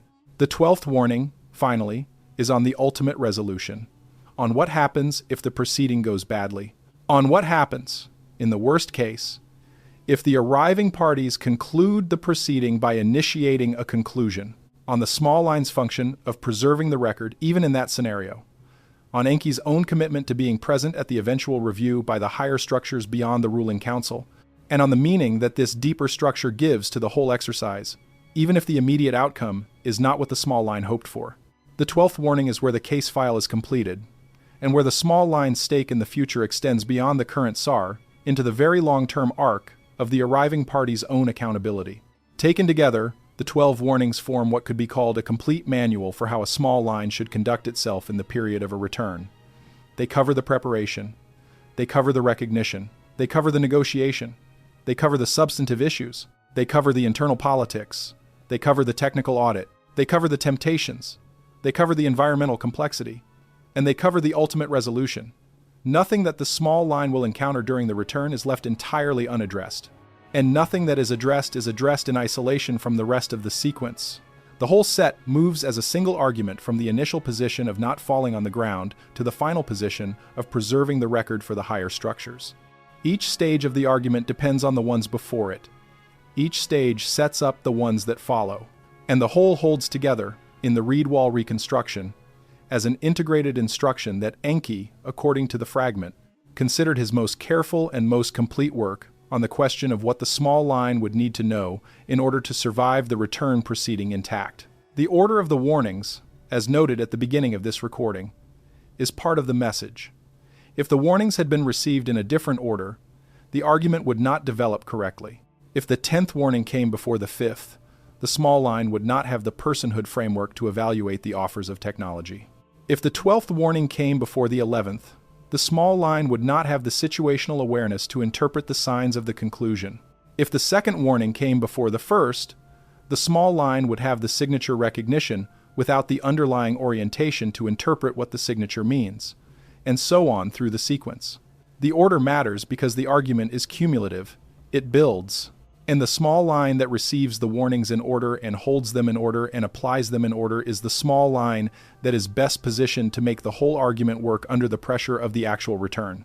And this brings us back, at the end of the long journey through the warnings, to where we started, to Shuruppak, on the flat land between the two rivers, in the last generation before the Great Water, to the reed hut, to the man on one side of the wall and the being on the other, to the pitch-coated jar and the mud floor, to the specific moment in a specific night when a species that had been designed by another species for one purpose received, from the very party who had designed it, an operating manual for what it could become and how it could defend that becoming against the parties whose interests were in keeping it in the original purpose. The reason this whole account has weight for a listener in the current era is that the same tablet fragments that carry the 12 warnings also carry the flood story that the standard Sumerian curriculum in the universities does teach. And the flood story that the universities teach maps, in dozens of specific details, onto the story that appears centuries later and in modified form in the Hebrew scriptures and, in modified form again, in the Greek and Roman accounts of the deluge, and in various forms across the mythologies of nearly every ancient civilization that has left a written record. The convergence of these accounts, according to the scholars who have worked most seriously on the question, is not accidental. It reflects a common source. And the common source, according to the underlying tablet record that the excavations of Layard and Rassam and their successors began pulling out of the mud of the Assyrian capital in the middle of the 19th century, is the account that Ziusudra received on that specific night at Shuruppak. The account included, among other things, the boat instructions and the passenger list and the pitch specifications and the coordinates for landing after the water went down. It also included, according to the reed wall reconstruction that certain scholars have preserved outside the mainstream peer review process, the 12 warnings. The scholarship on the reed wall reconstruction is not universally accepted. Mainstream Assyriology, for reasons that have as much to do with academic politics as with the underlying evidence, has largely declined to engage with the more elaborate readings of the transmission that Enki gave to Ziusudra. The tablets themselves are acknowledged to exist. The passages that describe the reed wall communication are acknowledged to be present. The general outline of Enki's role in warning the flood hero is acknowledged to be part of the received text. What is disputed is the elaboration, the specific content of what Enki told Ziusudra beyond the immediate flood instructions. Whether the transmission included, as the reconstruction argues, a longer sequence of instructions about what would happen after the flood, whether the reconstruction, which draws on tablets from multiple collections and on comparative analysis with related textual traditions, faithfully represents what was actually in the original account or represents a modern imposition on ambiguous source material. This dispute, according to the scholars who have worked on the reconstruction, will not be resolved by the standard methods of academic Assyriology because the standard methods are constitutionally hesitant to accept the underlying framework that the reconstruction requires. The framework involves accepting that the arriving parties in the account were literal beings from a literal parent world, that the intervention that produced the human labor form was a literal genetic intervention, that the flood was a literal event caused by literal astronomical dynamics, that the promises of return are literal promises about literal future events. Mainstream Assyriology treats all of these elements as mythological, as figurative language reflecting the religious cosmology of a particular ancient civilization, not as descriptions of empirical realities. And within that treatment, the elaboration of the reed wall transmission into a set of operational instructions about future contact is not something the framework can accommodate. So the elaboration is either dismissed as speculation or ignored as irrelevant, depending on the particular scholar. The reconstruction, however, does not require the mainstream framework to be correct. It requires only that the tablet fragments be examined without the mainstream framework's prior commitments. When the fragments are examined that way, according to the scholars who have done the examination, they yield a consistent picture that supports the elaborated reading, not proves it, but supports it, enough to justify taking the elaborated reading seriously as a possible representation of what the account actually contained, and enough to justify presenting the 12 warnings, as this recording has done, as a coherent set of instructions that the small line was intended to preserve across the intervening SARs. Whether the listener accepts the reconstruction or does not accept it is, in the end, a personal decision. The evidence is not conclusive in either direction. What the reconstruction offers is a specific framework for interpreting a specific set of ancient texts, a framework that has significant implications for how the modern surface civilization understands its own history and its own future. If the framework is correct, the modern civilization is currently living in the closing period of a very long arrangement, and the return that Enki warned Ziusudra about is either underway or imminent, and the questions that the warnings prepare the small line to answer are questions that the modern civilization will actually have to answer, in some form, within a time frame that is short enough to matter to people currently alive. If the framework is not correct, then the tablet fragments are still important as records of an ancient religious tradition, but they do not carry the operational significance that the warnings assign to them and the modern civilization can continue about its business without needing to prepare for a return that will never come. The recording cannot resolve this question for the listener. What it can do is present the framework in its full form, so that the listener has the option of considering it seriously. Because the framework, if it is even possibly correct, deserves consideration. And consideration, at this point in the history of the modern civilization, is not something that the standard educational institutions are providing. The standard institutions are committed to a set of interpretive frameworks that exclude the possibility that the reconstruction represents. Those interpretive frameworks may be correct. They may not be. But their commitment to excluding certain possibilities means that the possibilities in question are not being weighed on their merits. They are being excluded on procedural grounds. And a listener who wants to make an informed decision about which framework to accept has to seek out the excluded possibilities on their own initiative, because the standard institutions will not provide them. That is, in part, what this recording is for. To provide, in a form that is accessible outside the standard institutions, a reasonably complete version of the reconstructed transmission that Ziusudra received, so that the listener who has been curious about the elaborated reading of the flood tradition, or who has been curious about the ancient astronaut framework in general, or who has been curious about the Sumerian and Akkadian record in specific, can encounter that framework in a form that presents its internal logic clearly. Whether or not the listener accepts the framework afterward is not the recording's concern. What the recording aims to provide is the substance of the framework, laid out in the order that the reconstruction assigns to it, with the internal connections between the warnings made visible so that the whole set can be evaluated as an integrated argument.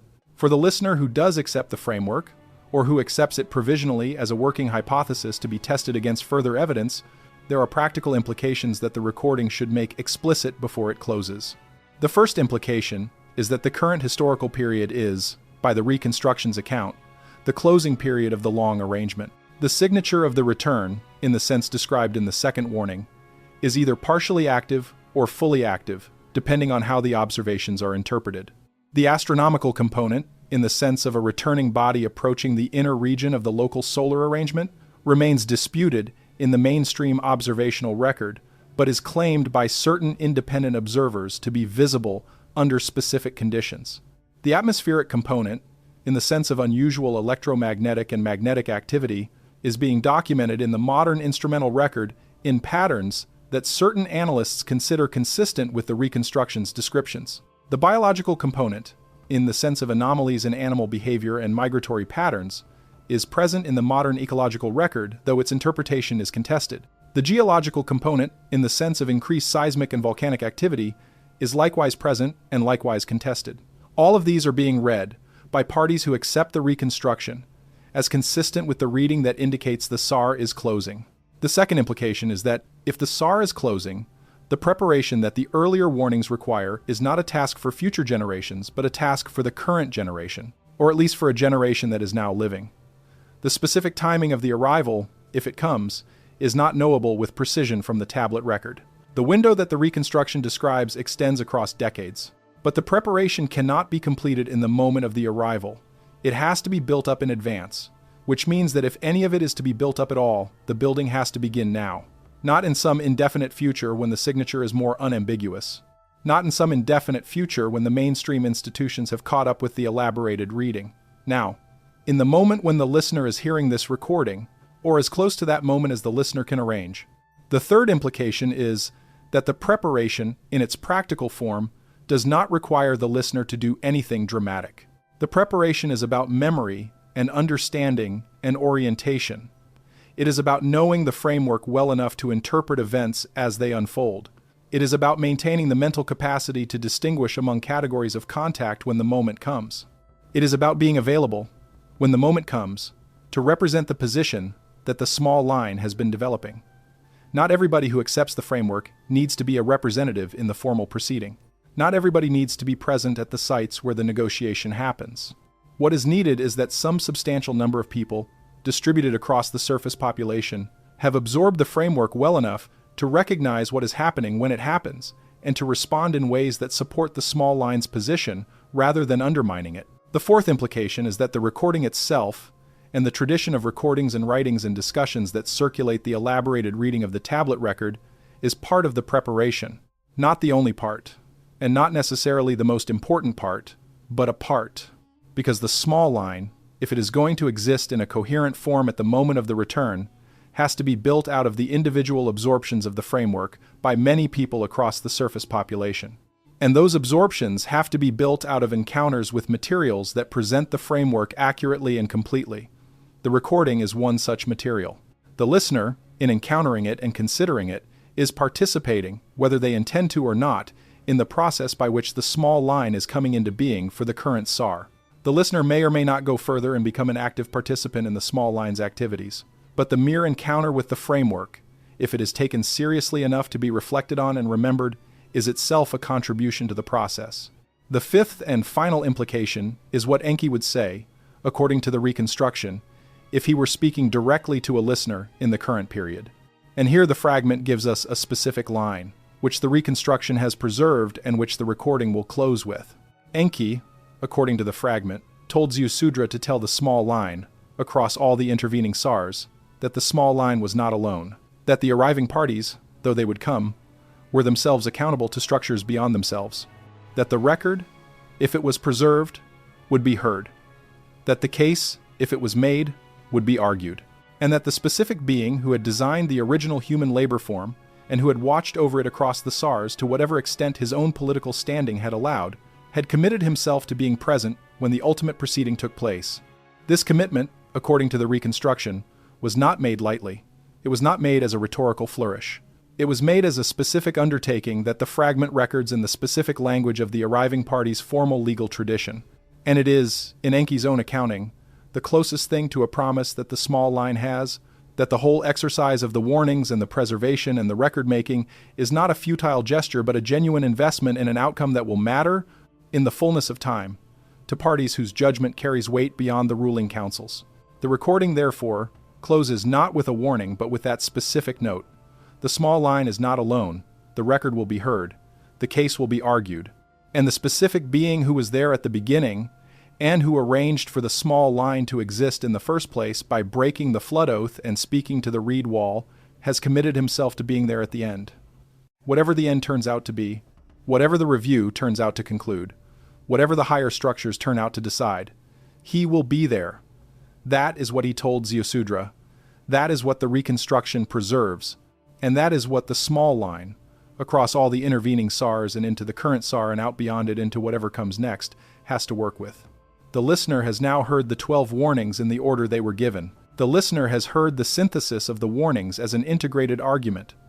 The listener has heard the closing account of what the whole set implies for the current historical period. What the listener does with the material from this point forward is the listener's own business. The recording does not ask for anything specific. It does not ask for the listener to sign up for anything, or to join anything, or to take any particular action. It only asks that the material be considered, that the framework be given at least the courtesy of an honest hearing before it is accepted or rejected, that the listener think, for themselves, about whether the tablet record actually says what the reconstruction says it says, and about whether what it says has the significance the reconstruction assigns to it, and about what the listener would do if the reconstruction turned out to be substantially correct. Whatever the listener concludes, the material is now available. It has been transmitted, in this form, in this recording, on this occasion. It joins the larger body of material that circulates outside the mainstream institutions, and that keeps the elaborated reading of the flood tradition alive. And it contributes, in whatever small way, to the ongoing formation of a small line that could be, if the reconstruction is correct, the small line that the current SAR requires. Whether that small line will be sufficient, whether the preparation will be adequate, whether the arrival, if it comes, will be handled well. All of these are questions that will be answered, if they are answered at all, in the years to come. What can be said now, at the end of this recording, is only that the 12 warnings have been transmitted, one more time, into the ongoing stream of the surface civilization's memory, and that whatever the outcome, the transmission itself has been completed. Ziusudra received the warnings on that specific night at Shurapak. Their content has now, 3,000 years and more later, been offered again, in a form appropriate to the current medium, for whoever chooses to listen. That, in the accounting that Enki was concerned to preserve, is what matters. The transmission continues, the record accumulates, and the case, however far off the eventual proceeding may be, is being built one more careful hearing at a time. There is one further set of considerations that this recording should offer before it fully concludes, because they address a question that many listeners will have, and that has not been directly answered by the material presented so far. The question is what specifically to watch for in the current period? What specific signs? What specific patterns? What specific developments in the visible world of the modern surface civilization would constitute evidence that the framework of the reconstruction is being borne out in real events, rather than remaining an abstract framework that may or may not correspond to anything actually happening? This is a reasonable question to ask, and it deserves a reasonably direct answer. The first specific pattern to watch for, according to the reconstruction, is the continued unfolding of the atmospheric and magnetic signature described in the second warning. The modern civilization has instruments that Enki did not have, and that Zeusudra did not have, and that the various small lines across the intervening stars did not have. These instruments can detect, with considerable precision, changes in the magnetic field of the planet, changes in the composition of the upper atmosphere, changes in the electromagnetic environment of the local region of the solar arrangement. A listener who wants to follow the signature can consult the publicly available data from various observatories and space physics research institutions and track the trend lines for themselves. The trends, according to certain analysts who work outside the mainstream space physics community, are consistent with the general pattern that the reconstruction describes, though the mainstream community reads them differently. Which reading is correct will be determined, in the end, by whether the patterns continue in the direction the reconstruction anticipates or diverge from that direction. The listener can watch and can update their assessment as the data continues to accumulate. The second specific pattern to watch for is the pattern of specific institutional developments in the surface civilization that may reflect the influence of the arrangements described in the 11th warning. The reconstruction does not offer a specific list of which modern institutions are influenced by which arrangements, but it does offer a general profile. Institutions that consistently act against the apparent interests of their stated constituencies. Networks of decision-makers across otherwise unrelated institutions who make similar decisions at similar times without visible coordination. Specific historical events that appear disproportionate to their surface causes. A listener who observes these patterns in the current period is not necessarily observing evidence of arrangement influence. Many other explanations for such patterns are available, but the possibility of arrangement influence is one of the explanations that should be on the list of possibilities the listener considers, and that should be tested against further evidence as the patterns develop over time. The third specific pattern to watch for is the pattern of what could be called disclosure. The gradual public acknowledgement, by parties in the modern surface civilization who have historically been in a position to know about the contact history, of specific elements of that history that have previously been classified or concealed or dismissed. The reconstruction anticipates that such disclosure will continue and will accelerate in the period leading up to the return, because the parties who have been holding the information will, as the return approaches, come under increasing pressure to make it available to the general surface population in preparation for what is coming. The specific form and timing of the disclosure is not predictable from the reconstruction, but the general trend, if the reconstruction is correct, should continue in the direction of more information becoming available rather than less. A listener who tracks disclosure over the coming years can form their own assessment of whether the trend matches the reconstruction's expectations. The fourth specific pattern to watch for is the pattern of contact claims.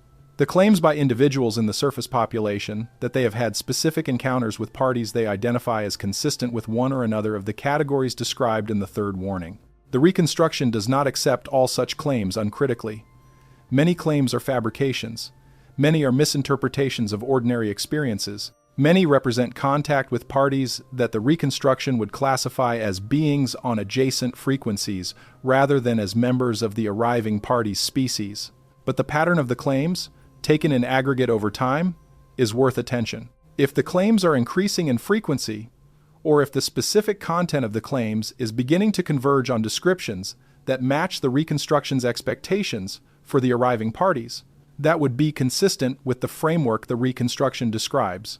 The listener can follow the aggregate pattern of contact claims through the various publicly available compilations that certain researchers maintain and can form their own assessment. The fifth specific pattern to watch for is the pattern of technological developments in the surface civilization that may reflect either transfer from external parties or acceleration of internal development in preparation for the Talon return. The reconstruction does not offer a specific list of which modern technologies may reflect such influence, but it does offer a general profile. Technologies that appear suddenly, without the expected sequence of intermediate developments that would normally be observed in the historical record. Technologies whose fundamental principles are not fully explained by the publicly available theoretical framework. Technologies whose deployment produces effects that go beyond their stated purposes in ways that suggest the stated purposes were not the whole story. A listener who observes these patterns is not necessarily observing evidence of external transfer or of preparation for the return. But again, the possibility should be on the list of possibilities the listener considers. The sixth specific pattern to watch for is the pattern of what could be called reorientation among specific parties on the surface who have historically been aligned with what the reconstruction would classify as the traditionalist position. If certain institutions, or certain leadership groups, or certain sectors of the surface civilization begin, in the current period, to shift their public positions in ways that are more aligned with what the reconstruction would classify as the reformist position, that shift is worth attention. It may reflect ordinary political developments unrelated to the framework. It may also reflect the beginning of the internal negotiations that the reconstruction describes as intensifying in the period before the return. A listener who follows the shifts in position of major surface institutions can form their own assessment of whether the shifts match the reconstruction's expectations. None of these patterns, on its own, would constitute conclusive evidence for or against the framework. Any single pattern can be interpreted in multiple ways, and any single interpretation can be challenged by alternative explanations. What would constitute stronger evidence, according to the reconstruction, would be the convergence of multiple patterns in the same period. If the atmospheric signature is unfolding as expected, and the disclosure pattern is accelerating, and the contact claims are converging on specific descriptions, and the technological developments are showing anomalous acceleration, and the institutional reorientation is happening at a significant scale, all in the same period, then the framework's overall picture would begin to look more compelling. The listener who watches for these patterns over a period of years and who tracks their development in aggregate rather than trying to draw conclusions from any single pattern in isolation is in the best position to form a considered assessment of whether the framework is being borne out by the visible developments in the surface civilization.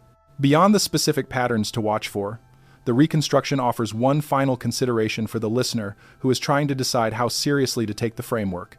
The consideration is this: the framework, if it is correct, describes a situation in which the surface civilization is a party to a very large-scale, very long-duration proceeding, whose outcome has significant implications for the surface population's future. The framework, if it is incorrect, describes a fictional situation that has no real-world implications. In both cases, the framework can be evaluated on its internal coherence, on the quality of the source material it draws on, and on the plausibility of its interpretive claims. In only one of the two cases does the framework have practical consequences for what the listener does with their own time and attention. But the framework does not have to be certain in order for those practical consequences to be worth considering. A framework that has some probability of being correct, and whose correctness would have significant consequences, is a framework that deserves the kind of preparation that the warnings describe, even if the probability is not high, because the cost of the preparation, if the framework turns out to be incorrect, is relatively small. The listener has spent some hours listening to a recording, has thought about some material, has considered some interpretive claims, and has updated their overall view of the surface civilization's history and possible future. That is not a heavy cost. The cost of not preparing, if the framework turns out to be correct, is potentially very large, because it means facing the return without the preparation that the warnings say is necessary. And the asymmetry between the two costs is what makes the framework worth taking seriously, even in cases where the listener is not sure of its probability. This is not a rigorous argument for accepting the framework. It is only an argument for treating the framework as worth further attention, rather than dismissing it after a single hearing. The listener who wants to make a rigorous decision about whether to accept the framework will need to do further work of their own. Consult the underlying tablet record where possible. Read the scholars who have worked on the reconstruction and the scholars who have worked in the mainstream tradition, and compare the arguments on both sides. Follow the patterns that the reconstruction anticipates and evaluate whether they are unfolding as expected. Talk with other people who have engaged with the framework and see whether their thinking illuminates aspects that had not been considered. Over time, and with sustained attention, The listener can form a considered judgment about the framework's overall credibility and about the appropriate level of preparation to undertake. That is what the recording can offer. Not a complete argument, not a definitive conclusion. Only a careful presentation of the material, in the order that the reconstruction assigns to it, with the internal connections made visible and the practical implications laid out. What the listener does with the material from here is the listener's own responsibility. What the recording has done is discharge, in whatever small way, the ongoing obligation to keep the material available in a form that allows it to be considered on its merits. That obligation, according to the reconstruction, is one that each generation carries for the next. Enki carried it for Ziusudra. Ziusudra carried it for the survivors and their descendants. The various small lines across the intervening Sars carried it for their own successors. And whoever has been transmitting the elaborated reading of the flood tradition in the modern era has been carrying it for the current generation of listeners. This recording is a small addition to that long chain of transmission. Not a definitive statement. Not a final word. Only one more careful iteration of the material, offered to whoever finds it useful, with the understanding that the transmission itself is what matters, and that the eventual outcome depends on many transmissions across many generations doing their small parts. If nothing else, the listener will now have a somewhat clearer picture of what the reconstruction actually claims, in its most detailed form, about what Enki transmitted through the reed wall on the night before the flood at Shurapak, whether the reconstruction is accurate, whether the transmission actually contained what the reconstruction says it contained, whether the whole framework is a correct reading of an actual event or a modern imposition on ambiguous ancient material. Those questions remain open. But the listener now has the picture in a form clear enough to think about. And thinking about it, according to the reconstruction, is itself part of what the small line requires. The small line does not need everybody to agree. It needs a substantial number of people to have thought about the framework carefully enough that they can recognize the patterns as they unfold and respond in ways that are consistent with the warnings. Whether the listener becomes one of those people is a decision the listener will make in their own time and by their own criteria. This recording has done its part by presenting the material. The rest is up to whoever has been listening. And with that, the transmission of the 12 warnings, in the order Ziusudra received them, from the first to the final, is complete. One last observation before the recording closes.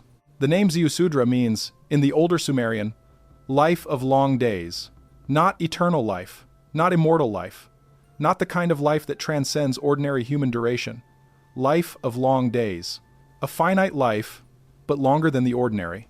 A life extended enough to carry the burden of the transmission across the threshold from the old world to the new. That is what Enki gave to Ziusudra, in addition to the boat and the warnings and the reed wall session. Time. Enough time to remember. Enough time to teach. Enough time to establish the small line on the other side of the water and to place it, however tentatively, on the trajectory that the 12 warnings were designed to protect. The gift of long days was not for Ziusudra alone. It was for what he carried. And what he carried is, in the end, what the listener is being asked to consider carrying, in whatever proportion the listener is willing and able. A share of the memory, a share of the framework, a share of the ongoing preparation, not the whole thing. Nobody carries the whole thing, just a share, enough to be counted, in the eventual accounting, as one of the parties who tried. That is what the 12 warnings, transmitted one more time, offer to whoever has listened all the way to the end. The transmission does not require you to accept. It only requires that the material remain available in a form that can be considered on its merits for as long as anyone will consider it. That, and nothing more, is what this recording has attempted to accomplish from its opening to its close.